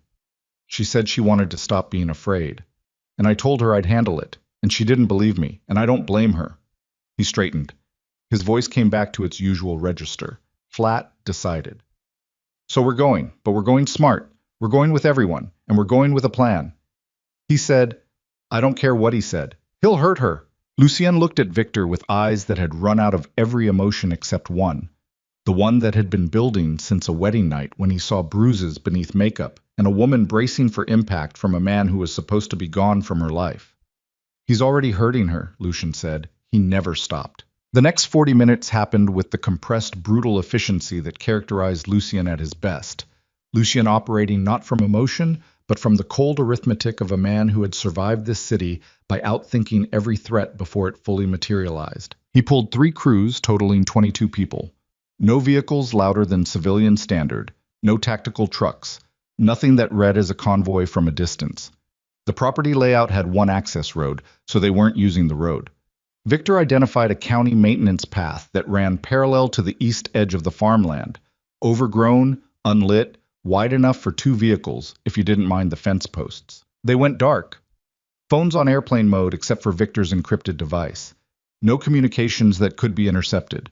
No digital footprint from the point of departure forward. Anton Reyes was left behind, under the watch of 2 men, with a cover story about a communications task. Anton didn't know he was under watch. He continued working at his station, and at 10:42 a.m., he made a phone call on his personal cell that Victor's second team intercepted and logged. The call was 40 seconds long. The number traced to the same relay service as Jonas Cade. Anton had confirmed the convoy was coming, which was fine, because Victor had already rerouted them. The convoy left Blackthorn Manor at 10:51 a.m., under a white November sky that sat low and heavy over the city and pressed the cold down into the streets. Lucien rode in the second car with Victor and 2 men he'd trusted for a decade. He kept his phone face down on his knee and his eyes on the highway, unreeling ahead of them, and he didn't think about the photograph of her sitting in a stone room with her hands tied. He couldn't afford to think about that. He thought instead about the building, about angles, about the 14 seconds he'd memorized from the property schematic that Victor had pulled from the county records on his way out the door, about the positioning of his people and the likely positioning of Cross's people and the mathematics of violence that he'd been running his entire life. He did not think about the pearl-handled knife on the table in front of her. He did not think about what that image was designed to tell him. He drove. At 11:23 a.m., the convoy turned off the county road onto the maintenance path. Dead grass scraped the undercarriage of the vehicles. Frost cracked under the tires. The path curved east through the edge of a dead cornfield, the stalks brown and broken, rattling in the cold wind that came off the open land like the land was breathing. The building appeared through the corn stalks as they crept forward. Stone walls, gray and old. The peaked roof against the low white sky. 4 windows visible on the north face, all dark. The bell tower rose at the far end, empty, the opening where the bell had hung now just a rectangular gap in the stone. Victor killed the engine 200 yards out. 22 people moved in silence through the dead corn. Lucien went with them. Victor stayed at his left shoulder. Neither spoke. Their boots made almost no sound on the frozen ground because they were moving slowly, carefully, the way you move towards something you expected to shoot back. They were 120 yards from the north face of the building when Victor put a hand on Lucien's arm. Lucien stopped. Victor pointed. 2 fingers. Then a direction. On the far side of the building, half hidden behind a panel van parked at the corner. A man. Dark clothing, earpiece visible from this distance. Weapon at low ready, facing the access road, watching for a convoy that wasn't coming from that direction. Lucien counted 4 more positions around the perimeter as they moved. 6 men outside. which meant unknown number inside. Cross had said to come alone, which meant Cross had prepared for the eventuality that Lucian wouldn't. 12 mercenaries. That was Jonas's estimate. 6 outside, probably 6 or more inside. 22 against 12. Good odds, if everything went right. Everything rarely went right. Lucian crouched in the dead corn 50 yards from the building's north face and looked at the narrow window in the stone wall nearest to him. The glass was dirty and cracked, but not boarded. Through the grime, the flicker of something. Candlelight. Moving. She was in there. His jaw tightened so hard the muscles ached. He turned to Victor and ran a quick series of hand signals. Victor relayed them down the line. People peeled off in pairs, moving to positions. They had one weapon advantage that Cross's team didn't know about. Lucian's people were already inside the kill box, while Cross's perimeter guards were still watching the road. The last thing Lucian did before signaling the advance was reach into his jacket and produce a second knife. Different from the pearl-handled one. Longer. He checked the blade with his thumb. Then he stood up from the dead corn and walked toward the building. 30 yards. 20. 10. His boots on frozen ground, his breathing measured. One of Cross's perimeter guards turned at some instinct, some animal awareness of presence, and his hand was going for his radio when Victor's team hit all 6 exterior positions simultaneously. The noise lasted 4 seconds, then silence. Lucian pushed through the side door of the building into a stone corridor that smelled like cold and rot and old candle wax. The sound of his footsteps changed. Stone floor, high ceiling, the specific acoustic of an abandoned place that had forgotten what human presence felt like. Light at the end of the corridor, candlelight, orange and flickering. He walked toward it. The corridor opened into what had once been a main hall, long, wide, with stone walls and high, narrow windows that let in the white November light in thin gray bars. Candles had been arranged on every surface, ledges, the floor, the remains of wooden furniture stacked at the edges of the room. Dozens of them. The light they produced was theatrical and deliberate, and Lucian felt a spike of cold hatred at the staging of it, at the calculation behind the aesthetics of a man who, even in violence, wanted to be the most interesting presence in the room. At the far end of the hall, near what had once been a raised platform, Serafina was seated in a wooden chair, hands bound, head bowed, hair down, exactly as the photograph, and Damien Cross stood behind her with one hand resting on her shoulder. He looked like he'd recovered from the gala. The orbital bruise had been handled with something, makeup or time, and his lip had healed to a thin line. He was dressed casually, dark trousers, charcoal sweater. The picture of a man entirely at ease. 6 armed men flanked him in a loose semicircle. "You came," Damien said. He sounded genuinely pleased. "I wasn't sure you would." Lucien stopped walking. He stood in the entrance of the hall and looked at Serafina, who had raised her head at the sound of his footsteps and was watching him now with an expression he couldn't fully read. Not relief, not shame, something in between, something that contained both and was larger than either. "I came," Lucian said. "Alone? Does it matter?" Damien tilted his head.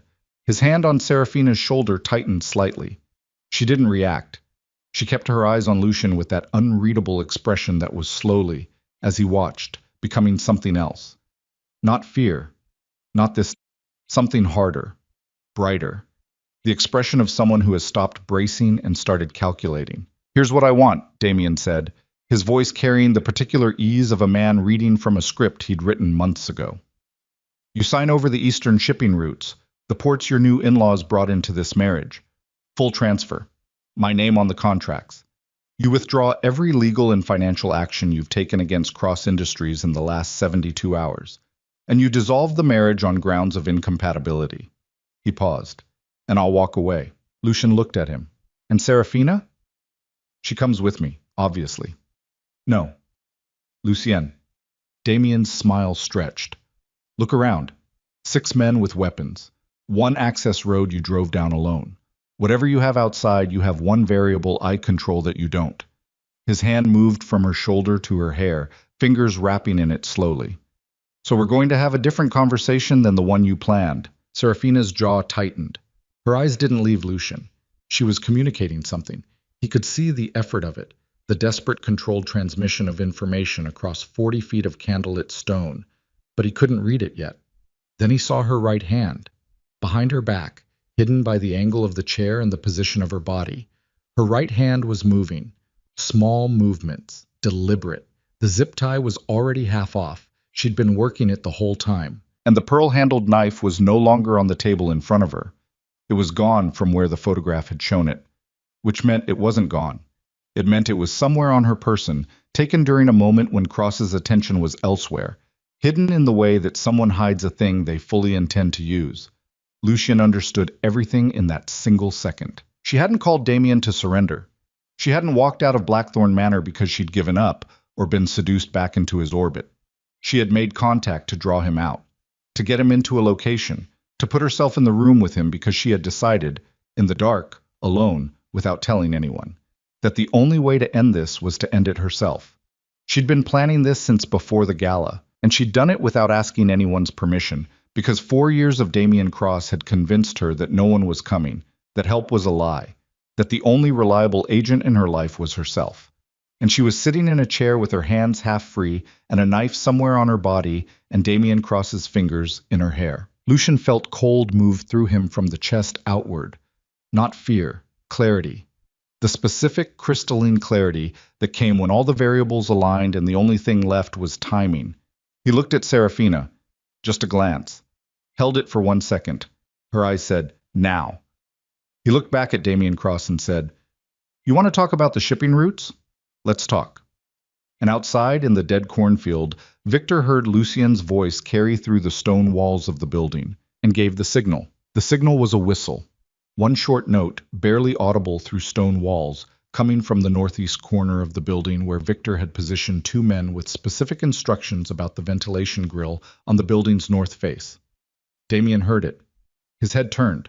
A reflex, a fraction of a second, the involuntary response of a man whose nervous system registered the sound before his brain could process it. That fraction of a second was all Lucien needed. I was already moving when Damien's eyes came back to him. 40 feet of stone floor covered in 4 steps. Not a sprint. Something more controlled, more purposeful. The movement of a man who had done violent things in confined spaces enough times that his body had its own geometry for it. He hit the nearest armed guard with his shoulder before the man's weapon came level, drove him sideways into the stone wall hard enough that the impact echoed off the ceiling, and heard the grunt of air leaving a body as the guard collapsed. The hall erupted. Gunfire from the entrance. Victor's team pushing through the side door, 2 points of entry converging. Cross's 6 men split attention between the door and Lucien, and that split was fatal, because in the time it took them to choose, Lucien had already taken the first man's weapon and put himself between the semicircle and Serafina. Damien moved fast, faster than Lucien expected. He grabbed Serafina by the arm and yanked her backward.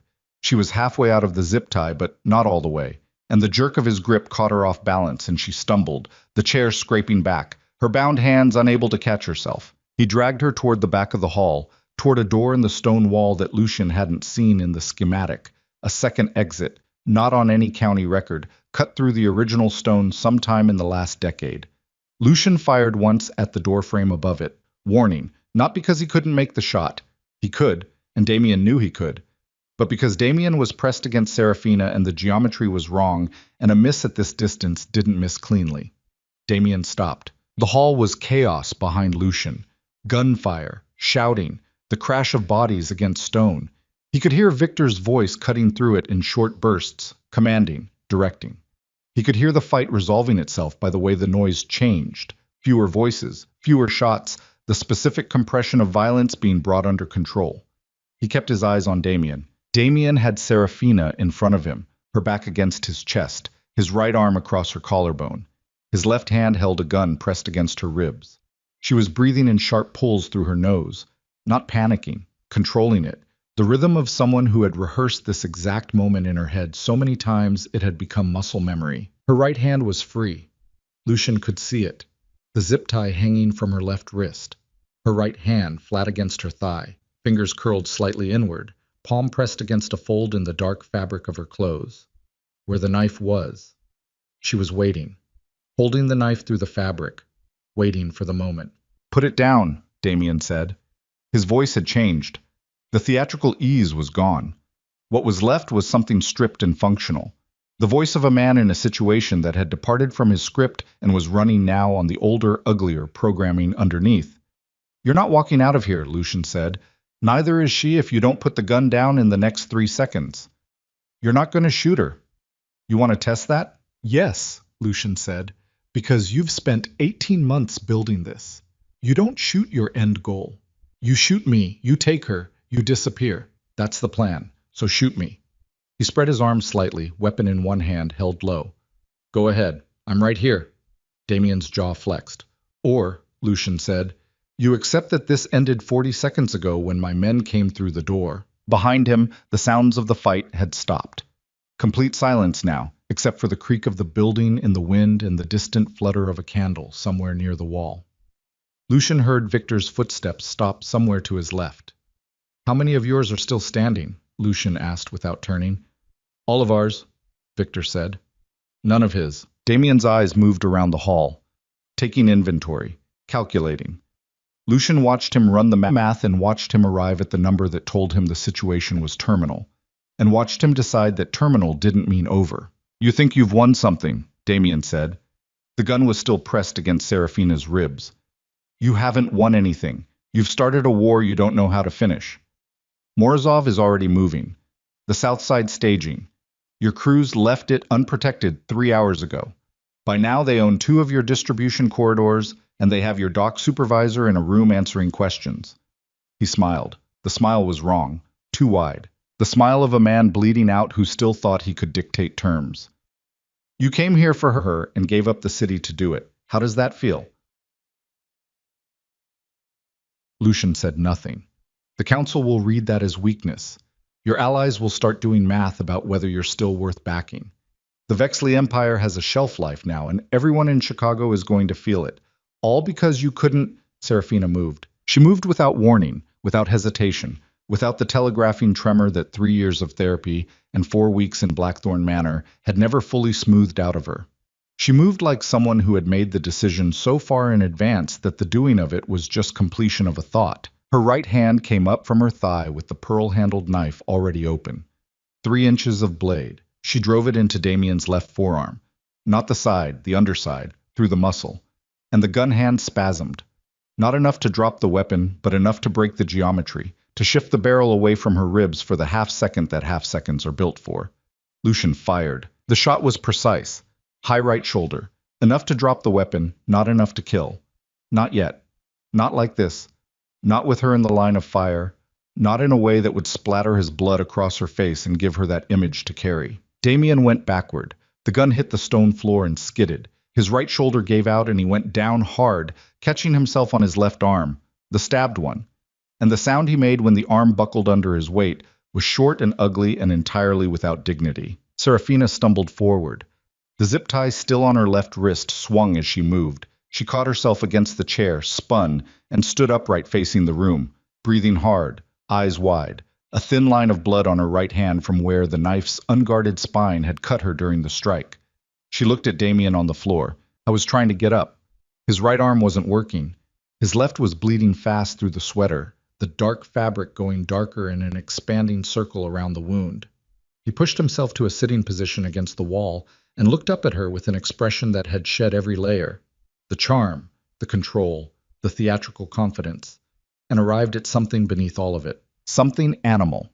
Something that had been running under every version of Damien Cross that had ever existed in any room. "You stabbed me," he said. He sounded genuinely disbelieving, as though in 4 years of damage he'd absorbed the conviction that she was physically incapable of it. Serafina stood with the knife still in her hand and looked at him and didn't say a word. Her chest heaved.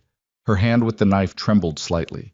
Not with fear, with the come-down of adrenaline that hits after the act and before the processing. Lucian reached her in 3 steps. He put himself between her and Damien without touching her. He turned slightly so he could see both of them. Damien against the wall, his men dealt with. Victor's people filling the hall, the last candles guttering in the disturbance of too many bodies in motion. Serafina.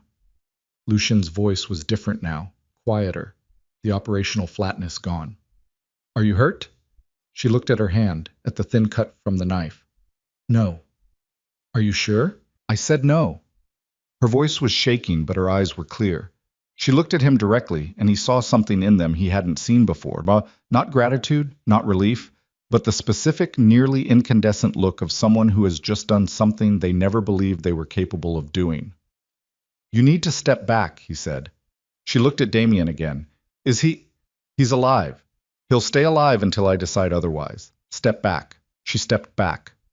2 steps. Her shoulder blades touched Victor's arm, and Victor, who was not a gentleman by any definition, steadied her with one hand and held it there. Lucien crouched in front of Damien. I didn't feel the anger anymore.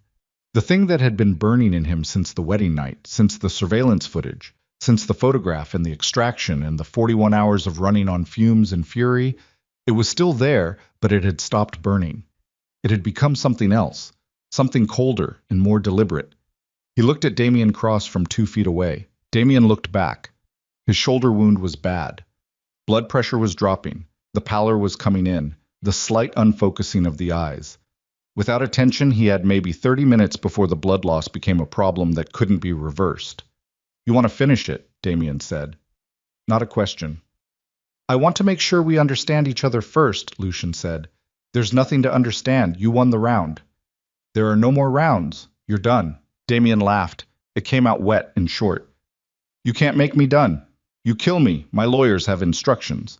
The offshore accounts activate. Every secret you and the Vexley Syndicate have accumulated for the last 10 years goes to 3 separate journalists, 2 federal prosecutors, and a congressional subcommittee. He pressed his good hand against the wall and straightened slightly. I'm not an obstacle you can remove. I'm a trigger. Kill me and you spend the next 5 years watching your empire dismantled by people with subpoenas. The hall was quiet. Victor was listening. Lucien's men were listening. Everyone in that building was listening. So here's what's actually going to happen, Damien continued. His voice was getting thinner, blood pressure doing its slow work, but the precision of it held, the diction of a man who had prepared this speech. You get me to a hospital. You withdraw your attacks on Cross Industries. You take your wife back to Chicago, and we return to being 2 businessmen with no personal dispute. Lucien tilted his head.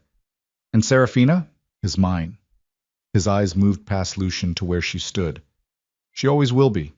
You can build walls and hire armies and sit outside her door every night, and she'll still wake up at 3 a.m. knowing that I'm out there. That's not something you can fix, Vexley. That's not something anyone can fix. I'm already inside her. His voice dropped. I always will be. Lucien stood up. He turned and looked at Serafina. She was looking at Damien. Her jaw was set. Her eyes were dry. She had the pearl-handled knife still in her hand, and she was looking at the man who had destroyed 4 years of her life, who had engineered an 18-month campaign to trap her in another version of captivity, who was currently bleeding on a stone floor and still trying to reach inside her and rearrange the furniture. He's right, she said. The room went still. About the 3 a.m. part. He's right. Her voice was steady in a way that seemed to cost her something. I do wake up thinking about him. I wake up scared. I wake up checking the door. I probably will for a long time. She looked at Lucien. But he's wrong about what that means. She took 2 steps forward, past Lucien. She stopped 3 feet in front of Damien and crouched to his level and looked at him at close range. Damien's expression changed. Something uncertain moved behind his eyes. The micro-expression of a man whose model of a person has just failed to predict their behavior. I called you, Serafina said quietly. You know I called you. You thought it meant you still had me. It meant I was done being afraid of calling you. She paused. There's a difference. He stared at her. I walked out of that house knowing you'd bring me here, knowing he'd come. She glanced at Lucien briefly, knowing that whatever happened in this building was the end of it, because I was done waiting for the end to arrive on your schedule. You planned this, Damien said. I stopped surviving and started thinking. You taught me how. You just forgot I was paying attention. His face went through several things. Shock, recalibration, the specific fury of a man confronting the fact that his victim had a more sophisticated interior life than he'd ever credited. And beneath all of it, something older, something that was almost recognition. I'm going to destroy you, he said. Quiet. Direct. Without theatrics, which made it worse. You already did, Serafina said. I got better. She stood up and walked back to Victor's side. Lucian looked down at Damien Cross for a long moment. The dead man's switch, he said. The lawyers, the accounts, the journalists.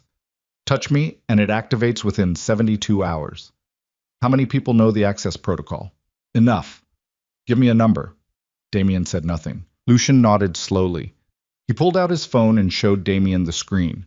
On it was a document, 12 pages, dense with financial data, account numbers, shell company structures, wire transfer records. Damien looked at it, and his face changed. Anton Reyes is compromised, Lucian said. Has been for months. So I stopped using him 40 hours ago and switched to a team out of New York who didn't have a $300,000 debt that you owned. He scrolled through the document with his thumb. Your dead man's switch lives in an offshore account administered by a legal firm in the Cayman Islands. The firm has 4 partners. 2 of them received payments from Cross Industries in the last 18 months. One of them was visited last week by a man matching the description of your head of security. And the access protocol, he scrolled again, requires a biometric confirmation from you personally every 96 hours. You've been out of contact since last night. Damien was very still. That's about 20 hours, Lucian said. So the clock is running, and you're going to give me the override code. I'm not giving you anything. You will. Or what? Lucian put the phone away. Or I let the clock run, and we see what actually happens. My guess is your lawyers follow instructions exactly as written. Information goes to journalists and prosecutors. Cross Industries gets dragged into the worst year of its existence. Morozov loses his funding source and retreats to regroup. My syndicate takes some damage. My lawyers and my political contacts contain most of it. He paused. And you sit in a federal facility somewhere with a shoulder wound and a stabbing on your record and no empire left to come back to. Damien's jaw worked. Or, Lucian said, you give me the code. I dismantle the switch. You receive medical care.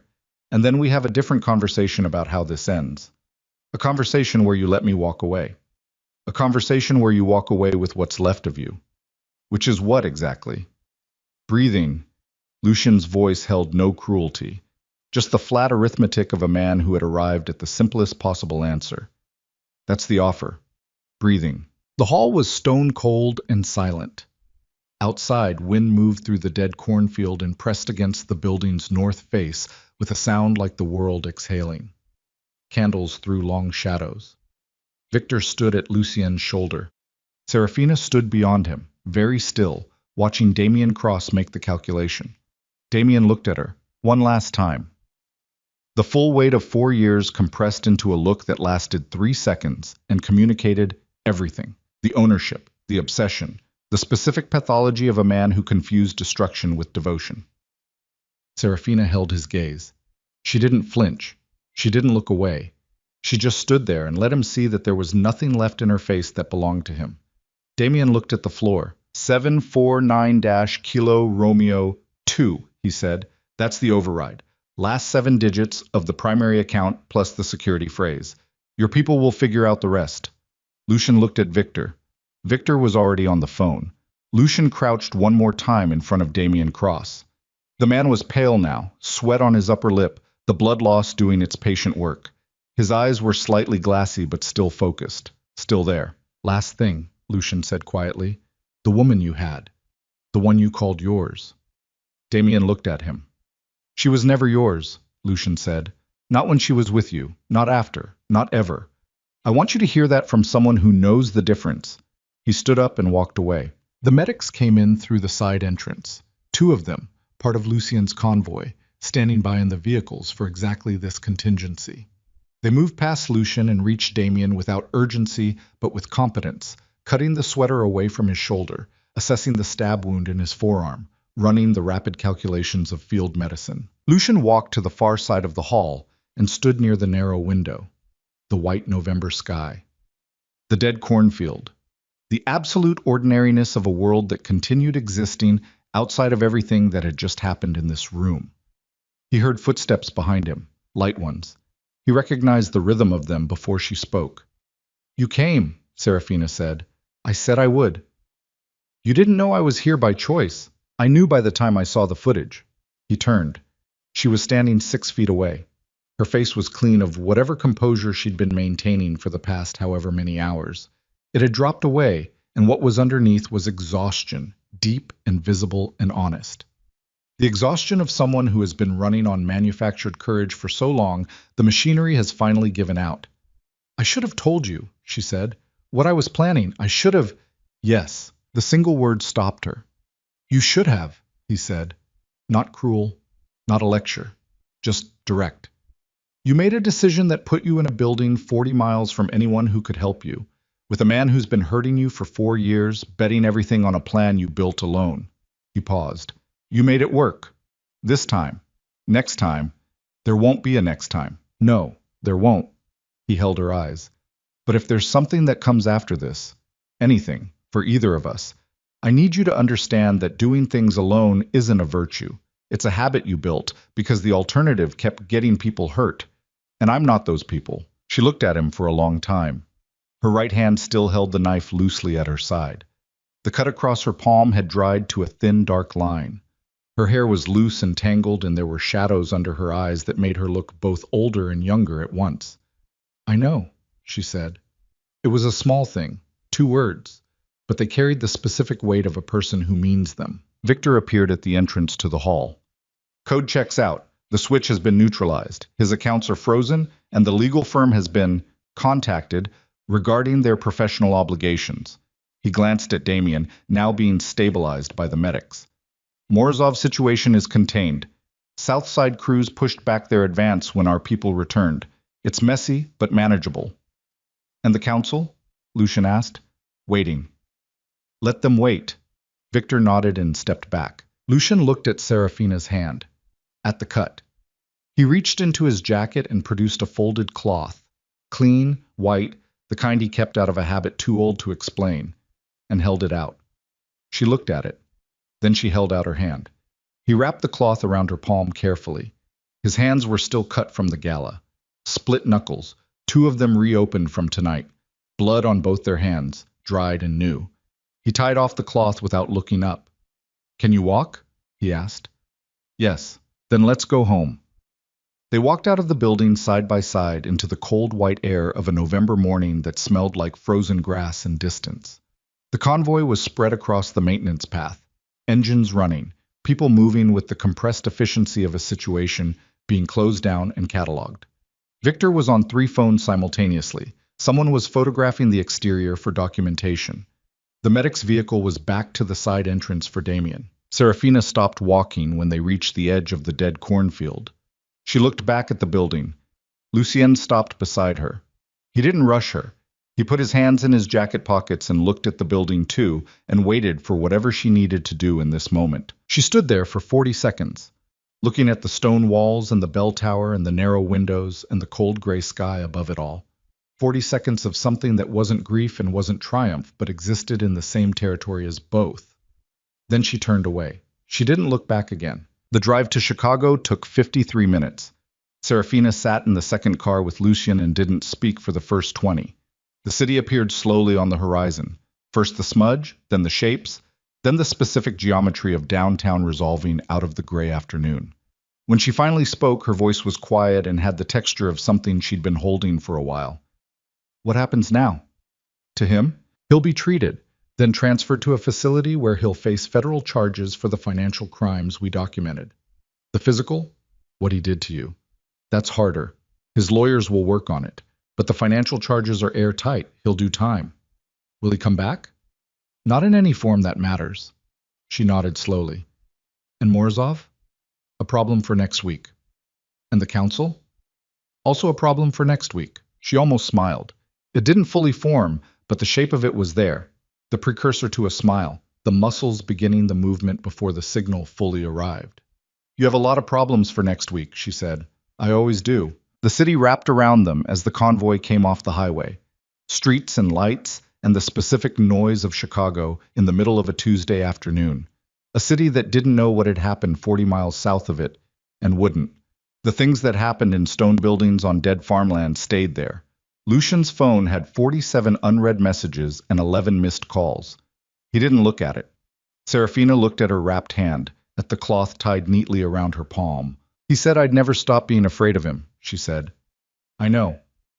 He's probably not completely wrong. Probably not. But being afraid of something and being controlled by it are different things. She looked up. I've been confusing them for 4 years. Lucien looked at her. The afternoon light through the car window caught the auburn in her hair and the cut on her hand and the circles under her eyes, and all of it together made her look like something that had been through a fire and come out the other side still recognizably itself. He thought of a dozen things to say. He said none of them, because she didn't need any of them. Not right now. Not on this specific Tuesday afternoon with Chicago assembling itself around the car, and 40 miles of distance between her and the building where something that had lasted 4 years had finally come to its end. What she needed right now was the thing he'd been learning, slowly and badly, since a wedding night in November. Silence. Proximity. Presence without demand. He turned back to the window. The car moved through the city. Blackthorn Manor appeared ahead. The iron gates, the drive, the stone facade that had been his fortress for 7 years. The gates opened as the convoy approached. Serafina sat up slightly. She looked at the building the way she had in those first weeks, assessing, cataloging, calibrating the difference between a place that held her and a place that protected her. Then she looked at Lucien. I want to talk to Elena, she said. Tonight, when this is over. I want to talk to her myself. Okay. And I want a phone. My own phone. Not monitored. Okay. And I want... She stopped, pressed her lips together, recalibrated. I want to make decisions. About this. About what comes next. I don't want them made for me, even well-intentioned ones. The car pulled through the gates. The drive crunched under the tires. The convoy spread out across the courtyard, and people began emerging from vehicles and the machinery of the syndicate restarting around them. Lucien looked at her. What are you asking me? She met his eyes steadily. I'm asking you what this is. What we are. Now that it's over. Because I'm not going back to being an arrangement, and I'm not going to be protected like something valuable and fragile. And I need to know. Her voice caught, just barely, just enough. Whether you want me here or whether you want to win, because they're not the same thing. The car stopped. Outside, Victor was opening doors and issuing instructions, and the world was beginning its process of reconstituting normalcy over the wreckage of the last 48 hours. In approximately 20 minutes, Lucien would need to be on calls with 3 captains, a lawyer, and 2 political contacts. In approximately 4 hours, the council would need answers. He had 30 seconds. He turned to face her fully. The afternoon light and the shadow of the manor and the specific quality of her gaze, direct, exhausted, completely without performance, all of it together made the room inside the car feel smaller than it was. I sat outside your door every night for 3 weeks, he said. I've been shot at twice before, and I never left a room as fast as I left a bed when someone told me you were gone this morning. He paused. His voice had that slight roughness of a man who had chosen every word carefully and was choosing these last ones more carefully than all the others. I don't know what I am or what I'm capable of being. I've never been anything but dangerous, but I know the difference between wanting to keep something and wanting to protect something. She waited. I want to protect you, he said. The rest I don't know yet. It wasn't everything. It wasn't close to everything. But it was the first completely honest thing he had ever said to her without a wall between them. Serafina held his gaze for a long moment. She inhaled slowly. Let it out. Then she opened the car door and stepped out into the cold afternoon air of Blackthorn Manor. Lucien got out on his side. They walked across the courtyard side by side, not touching, not speaking, moving through the dispersing crowd of their people toward the entrance of the manor. And the distance between them had changed. Not closed, not bridged, but changed.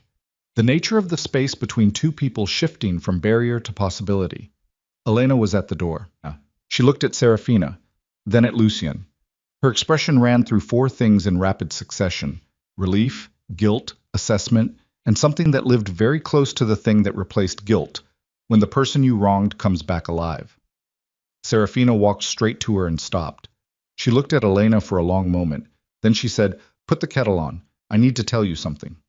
Elena nodded once. She stepped back. Serafina walked past her into the house. Lucien paused in the doorway. He looked at Victor across the courtyard. Victor, who had been managing 17 things simultaneously, and would need direction on 14 of them within the hour. Victor looked back at him. "Give me 5 minutes," Lucian said. He went inside. He found Serafina standing in the kitchen. She'd set the wrapped cloth from her hand on the counter and was running cold water over the cut, watching the water run pink and then clear.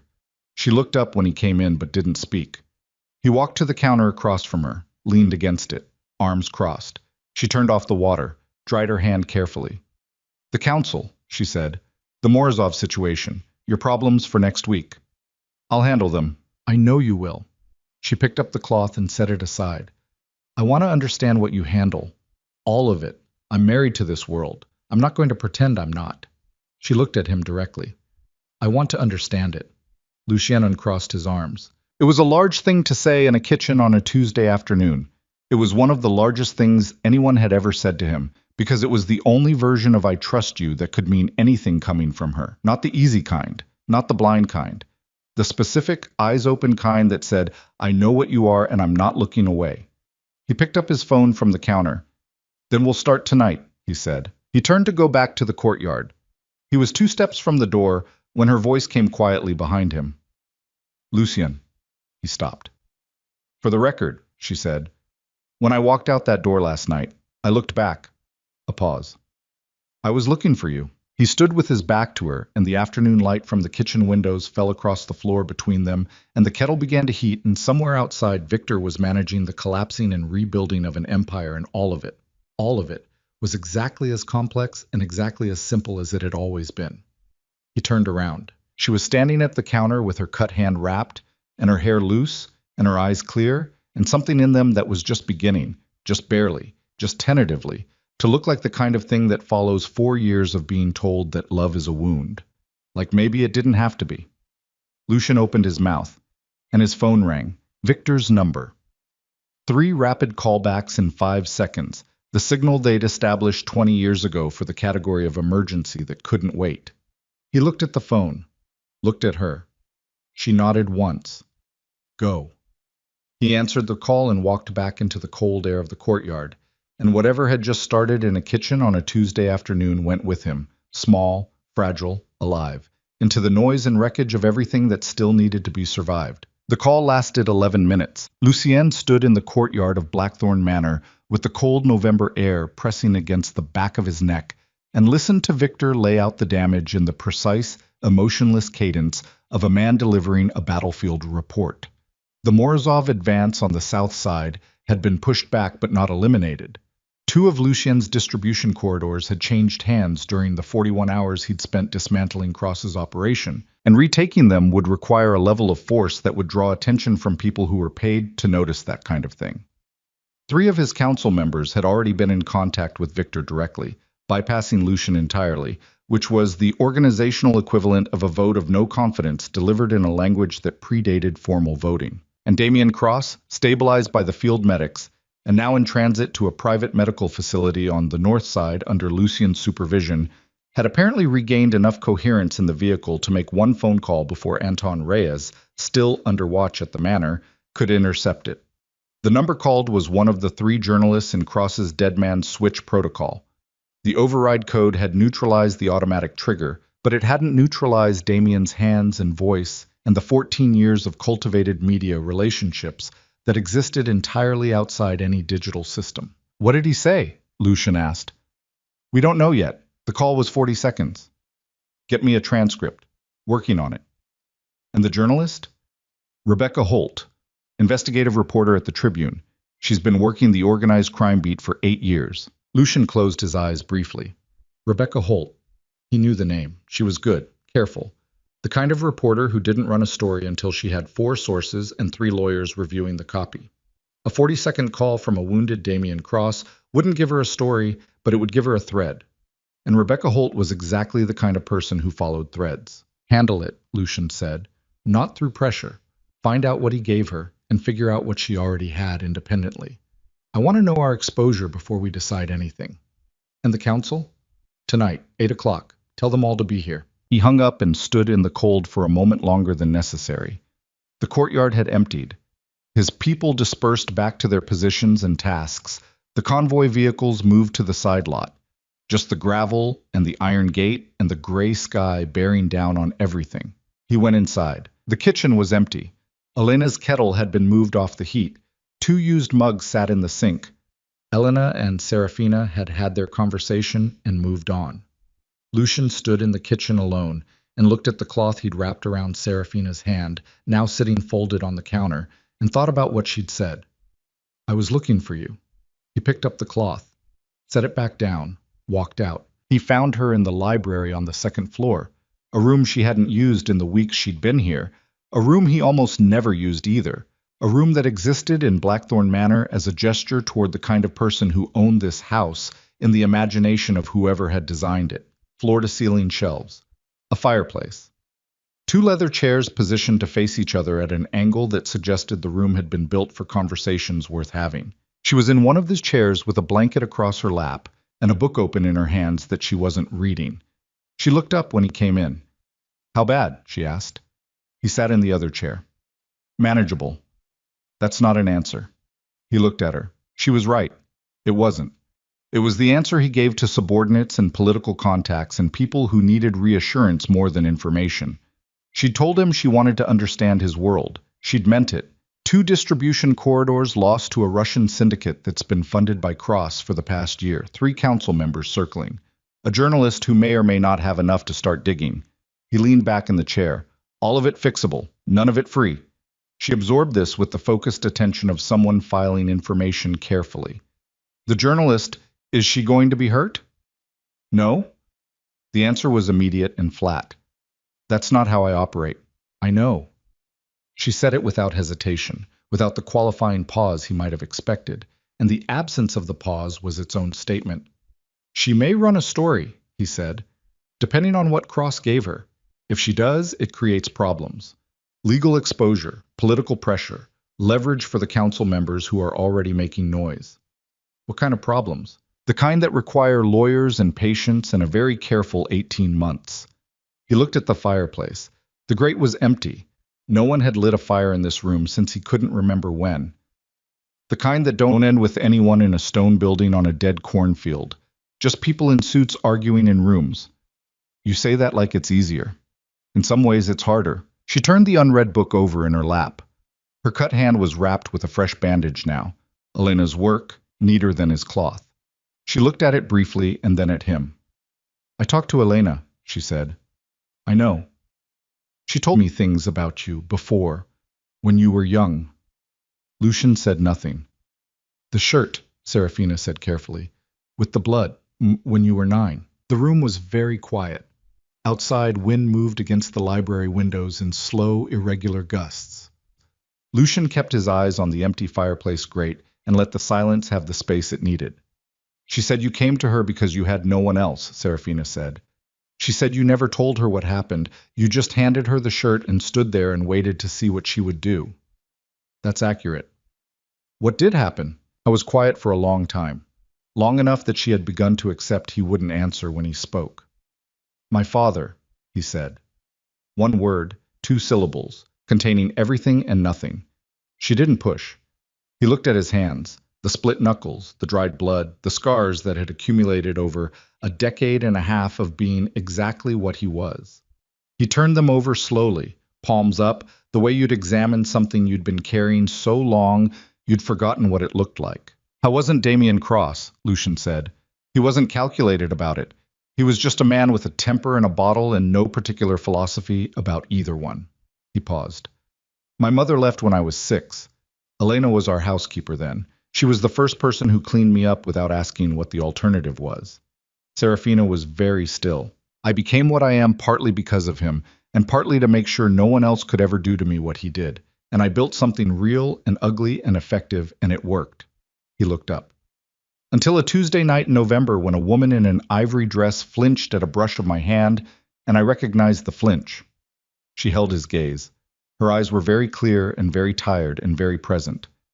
"That's why you sat outside the door," she said. "Partly." "What's the other part?" He took a breath. Let it out. "The other part is something I don't have a clean answer for yet." It was the most honest thing he'd said about himself in 15 years, and it cost him in the specific way that honest things always cost. Not in the saying, but in the afterward, when the words were out and living in the room and you couldn't take them back. Serafina looked at him for a long moment. Then she reached across the space between the two chairs and put her unbandaged hand on top of his. She didn't grip it. She didn't squeeze it. She just placed her hand on his, very lightly, the way you set something fragile down, and left it there. The fire in the grate was unlit, and the library was cold, and outside Chicago was assembling its evening under a low gray sky, and everything that needed to be dealt with was still there, waiting, with the patience of things that don't go away. But for 40 seconds in a library that no one used, two people with matching damage sat in leather chairs and didn't say anything, and the silence between them wasn't empty. Lucian turned his hand over slowly beneath hers and held it. The council meeting at 8 o'clock was the ugliest thing to happen at Blackthorn Manor since Lucian had taken over the syndicate at 22. 12 men in an oak-paneled room that smelled like bourbon and old money, and the specific anxiety of powerful people who had been reminded that power is conditional. 3 of them, Caruso, Delgado, and a man named Whitmore who controlled the Northwest Corridor, sat together on one side of the table in a physical arrangement that made their position clear before anyone spoke. Lucien sat at the head of the table alone. Victor stood at the door. That was the full extent of his visible support in the room, and he'd arranged it that way deliberately. Caruso spoke first because Caruso always spoke first. He was 63, heavy, with the careful vowels of a man who had spent decades softening a South Side accent into something boardroom adjacent. The South Side situation, Caruso said. 2 corridors. How long to retake? 2 weeks, Lucian said. Cost? Significant. Manageable. The journalist. Being monitored. No story yet. Likely no story that constitutes an operational threat. Cross. In custody, effectively. Federal charges pending. His syndicate is dissolved. His funding to Morozov is cut. Caruso looked at the other two. Whitmore cleared his throat. The issue isn't the resolution of the Cross situation. The issue is the 48 hours that preceded it. Then say that, Lucian said. Whitmore shifted in his chair. He was 57, lean, with the dry precision of a man who had spent 40 years carefully, never being the most dangerous person in any room. You pulled assets away from operational positions to resolve a personal matter. You left the South Side exposed. You made an emotional decision that created measurable organizational damage. The word emotional landed in the room with the weight of an accusation. Yes, Lucian said. The word surprised everyone, including Whitmore, whose prepared follow-up visibly stalled behind his eyes. The decision had an emotional component, Lucian continued. It also had a strategic one. Cross was building a private military operation funded by a competing syndicate, using a woman in my household as leverage. Leaving that unresolved was a longer-term organizational threat than 2 corridors lost for 2 weeks. He looked at Whitmore steadily. The personal and the strategic weren't separate. You're welcome to disagree with how I weighted them. A pause. And the woman? Delgado asked. He was the youngest of the 3 dissenters, mid-40s, sharp, the one Lucian actually respected. Your wife. What's her role going forward? The alliance with the Veil Network is contingent on the marriage. But the marriage is, Lucian said. Delgado looked at him. The marriage is, Lucian repeated. Present tense. That's not relevant to this council. Another pause, longer. The 12 men in the room performed the collective calculation of people who have spent their careers reading power dynamics, and were now trying to read this one. Caruso leaned back in his chair. He looked at Lucian with the assessing gaze of someone who had known him for 12 years and was currently revising something. The South Side, Caruso said finally. 2 weeks. You'll have the full support of my crews. Whitmore and Delgado exchanged a look.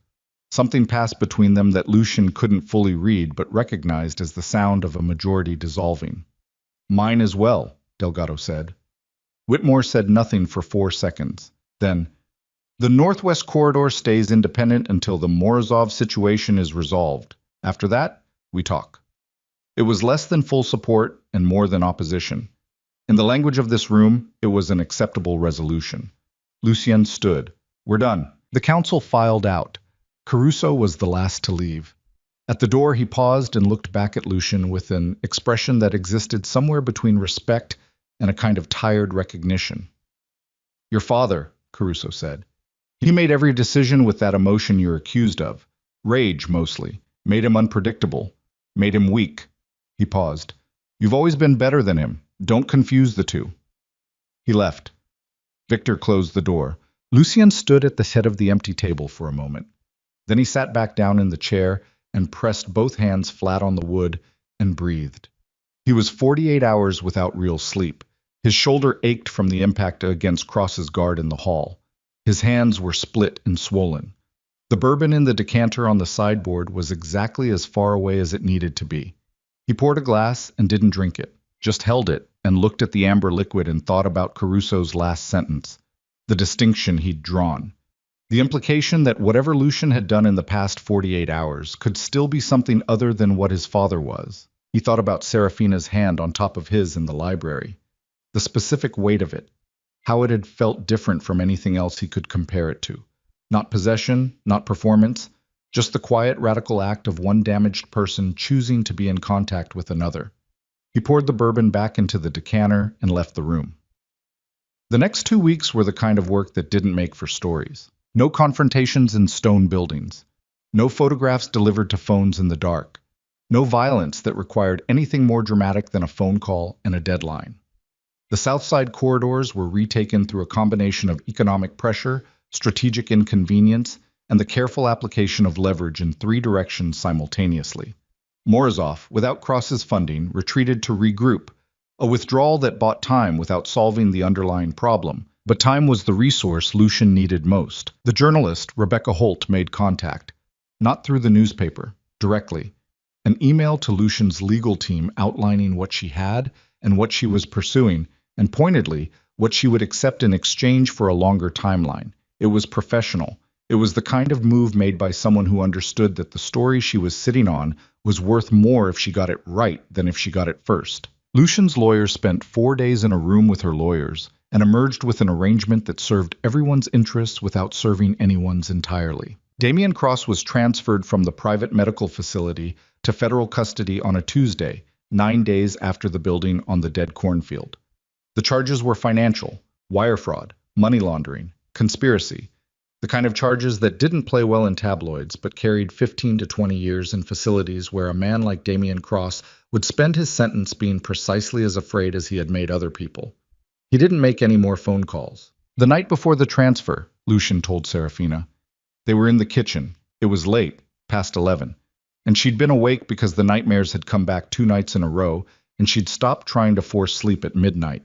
She was at the counter with tea, and he came in from the study still in his work clothes with his tie pulled loose and his eyes carrying the weight of 14 consecutive days of systemic problem solving. He told her about the federal charges, the timeline, what it meant practically. She listened. She didn't cry. She held the mug with both hands and listened with the focused stillness of someone receiving information they had earned the right to. Will he serve the full term? She asked. Probably not the full term. His lawyers are exceptional, but somewhere between 8 and 12 years is realistic. And when he gets out, he'll be 62 years old with no empire, no funding network, and a federal record. Lucien paused. And I'll still be here. She looked at him. The implication of the last sentence settled between them. I don't want to spend the rest of my life needing someone to protect me, she said. I know. I want to be able to walk into a room and not count the exits. That's going to take time. It's probably going to take a good therapist and more time than either of us would prefer. I know. She wrapped her hands tighter around the mug. Elena gave me a name, someone she knows. A therapist in Lincoln Park. Good. She's not cheap. I don't care. She almost smiled again. The shape of it, the almost smile, was something he'd started cataloging. The specific angle of the left corner of her mouth, the slight softening around her eyes. It appeared more frequently now than it had in November, still more rare than it should be for a person's face. But the trajectory was visible. There's something I need to tell you, she said. He waited. My uncle Marcus. When the arrangement was made, the marriage, the alliance, he told me it was a business decision, that I'd be taken care of, that Lucien Vexley was a hard man, but a man of his word. She set down the mug. He didn't tell me what he knew about Damien. He knew. Not everything, but enough. He knew Damien's reputation, and he didn't factor it into the arrangement because it wasn't relevant to the shipping routes. The kitchen was very quiet. I found out 3 weeks ago, she said. Elena helped me access my own family's correspondence through channels I probably shouldn't have had access to. Lucian looked at her. Elena did. Elena is more resourceful than she appears. He filed that away. What do you want to do with it? I don't know yet. He's family. He's also the person who handed me to Damien because the math worked out. She pressed her lips together. I wanted you to know before I decided anything, because it affects the alliance. And you told me I was part of this world now. It was the most sophisticated thing anyone had brought to him in a council context in years. She'd gone from a woman who couldn't eat a meal without checking the room to someone running parallel intelligence operations through his own housekeeper and thinking 3 moves ahead about the organizational implications of what she'd found. He thought about what Caruso had said about his father, about the distinction between rage and judgment. Tell me everything you found, he said. She told him. It took 40 minutes and a second cup of tea and 2 sessions where she had to stop and collect herself because revisiting the correspondence meant revisiting the specific moment of realizing that the person who should have protected her had treated her protection as a line item. By the end, she was dry-eyed and steady and had the look of someone who has swallowed something very bitter and is refusing to let it show. Lucian listened to all of it without interrupting. When she finished, he was quiet for a moment. Marcus Vale stays untouched, he said. For now. The alliance is more valuable than the grievance, but you're going to be present in every conversation I have with him going forward, not as his niece, as my wife, as a party to the agreement. He paused. And he's going to know that you know. She absorbed this. That's not nothing. No, it's not justice, but it's something real. Is that how your world works? Something real instead of justice? He looked at her. Usually, sometimes you get both.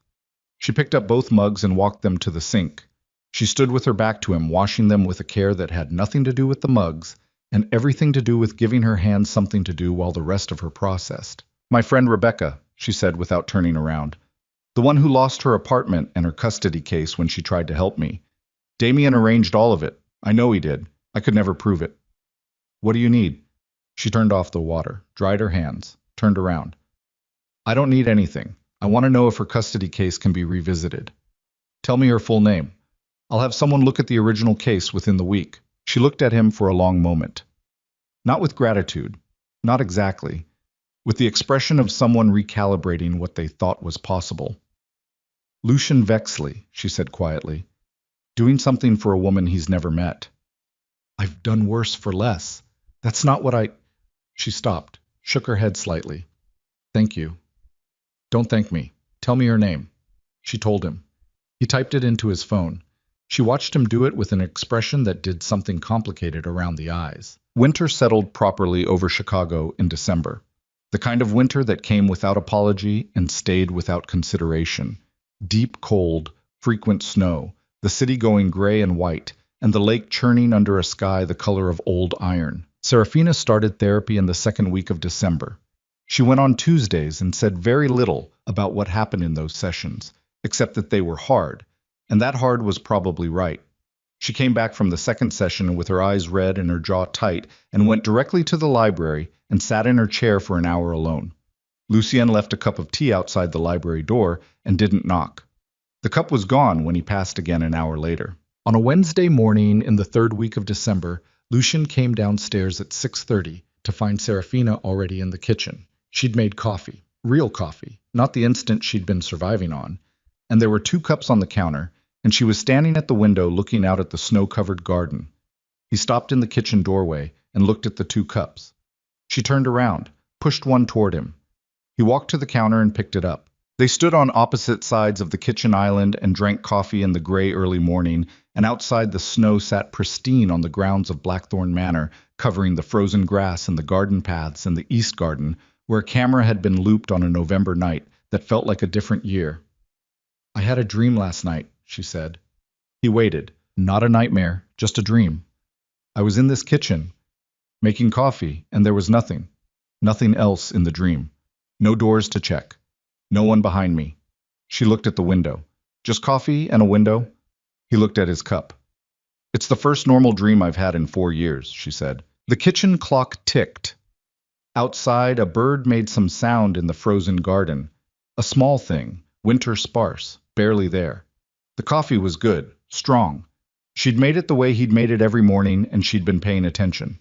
He didn't say anything, because there was nothing to say that the silence didn't already contain. She looked at him across the island. "What do you do on Sundays?" she asked. The question was so ordinary it took him a second to register it. What? Sundays. When there's no crisis. When the phone isn't ringing. What do you actually do? He thought about it. Drive sometimes. North Shore. When it's not... He glanced at the window. Like this. When it's not winter. When it's not winter. And what else? He looked at her. I don't have a good answer for that. I didn't think so. She wrapped both hands around her mug. I want to learn the city, she said. Not the version you run. Not the operational geography. Just Chicago. The actual city. The parts that exist for people who don't have empires. I'm not sure I know those parts. Then we'll figure them out. He looked at her. She was standing in his kitchen in December with her hair loose and a coffee mug and a bandage on one hand, and the very beginnings of something in her expression that was slowly becoming recognizable as a person who was starting, tentatively and with appropriate suspicion, to want things from the future, instead of just survival from the present. Okay, he said. She looked at the window again. The snow kept falling. 3 months after the November wedding, on a Saturday in late February, Lucian drove north on Lake Shore Drive, with the heater running and Serafina in the passenger seat, watching the lake through the window. The water was steel gray and choppy, winter rough, with whitecaps running toward the shore and breaking in sheets of cold spray against the rock barriers. She had her forehead against the window. Her breath made a small fog patch that appeared and disappeared. She'd been quiet for most of the drive. Not the old quiet, the armored kind, but something looser. The quiet of a person who didn't feel the need to monitor themselves continuously. He'd noticed the difference. He'd been noticing differences for weeks, and cataloging them without comment the way you document the progress of something you're not willing to jinx by naming. She slept through most nights now. The nightmares came still, maybe twice a week, maybe less, but she managed them differently. She didn't wake up in the crash of full panic the way she had in November. She woke up, sat with the darkness for a few minutes, and went back to sleep. He knew because he heard her through the wall, because his room was directly across from hers now, and whatever portion of him had spent 3 weeks in a hallway had never fully stood down. She'd told him once, in the clinical tone she sometimes used when talking about herself as if describing someone else, that trauma didn't disappear. That the neural pathways that fear carved into a brain were physical structures that healed slowly and sometimes incompletely, and that the goal wasn't erasure but management. She'd said it matter-of-factly, in the kitchen, the way you report weather. He'd listened and said nothing and filed it next to everything else. He was slowly learning about who she was when no one was trying to break her. He took the drive up to the North Shore and parked on a gravel strip overlooking a section of beach that was empty and wind-scoured and objectively miserable in late February. Snow on the sand, ice at the water's edge, the kind of cold that got into the gaps of your coat. They got out anyway. She walked to the water's edge and stood with the wind hitting her straight in the face and her coat pulled tight and her hair whipping sideways. He stood 6 feet away and looked at the lake and felt the cold against his jaw. After a while, she said without turning, "The building in Kankakee, are they really turning it into a shelter?" He looked at her profile. The question had come from somewhere she'd been sitting with for a while. "The paperwork is in process. Elena's been managing the organizational side. There's a woman named Dr. Reyes who runs a nonprofit on the west side. She'll administer it." "How long?" 6 months to open, maybe 8. She nodded slowly. The lake threw spray across the ice at the shoreline. She watched it. "I want to be involved," she said. "Not as a donor. Not as a name on a letterhead. Actually involved. Define involved.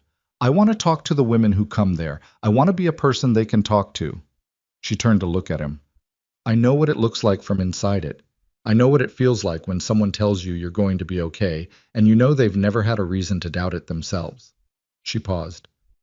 "I want to be the other kind of person in that room." He looked at her for a long moment. The wind moved her hair across her face, and she pushed it back with one hand, the healed one, the scar from the knife barely visible in the February light. "I'll make the call Monday," he said. She looked back at the lake. Something passed across her face that he'd been watching develop over the past 3 months, a quality that wasn't happiness exactly, but was the structural precursor to it. The thing that gets built first, in the foundation, before anything else can stand. Lucien. I don't know what this is. She gestured vaguely between them. Between us. I don't have a word for it yet. You don't need one yet. That's a very convenient answer for a man who doesn't like talking about himself. He looked at the lake. Probably. She was quiet. Then, when I left the manor, that night, when I went to the building, she exhaled. Not a sigh, just a long breath. I wasn't only trying to end it. Part of me was testing it. Testing what? Whether you'd come. She said it plainly, without self-pity.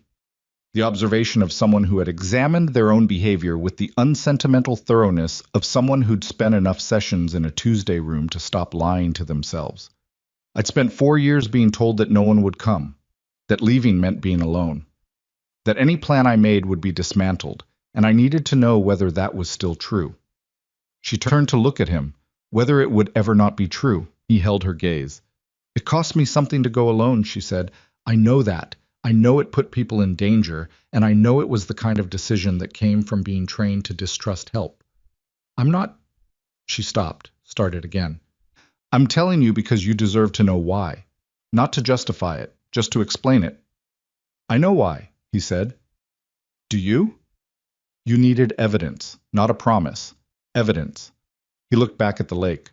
I can't be angry at someone for needing evidence. She watched him from the side for a moment. You came, she said. I came. The lake moved. The cold moved. A seagull appeared from somewhere and went overhead and disappeared into the gray. The kind of moment that doesn't announce itself as significant while it's happening. Lucien turned from the lake and looked at her. Full on. The way he rarely looked at things, without the peripheral awareness he usually maintained. The constant calibration of exits and angles. Just her. The wind and the cold and the healed hand and the almost smile that was almost a real smile now. I'm going to be difficult, he said. I don't talk about things. I make decisions that affect both of us without sufficient consultation. I have 17 enemies in this city on any given Tuesday, and the number fluctuates. I was raised by someone who demonstrated conclusively that I should never take the next 30 minutes for granted. He paused. I don't know how to be with someone. I've never tried. She was listening. But I sat outside your door for 3 weeks because I couldn't not, he said. And I know the difference between those two things well enough to know which one means something. She looked at him for a long moment.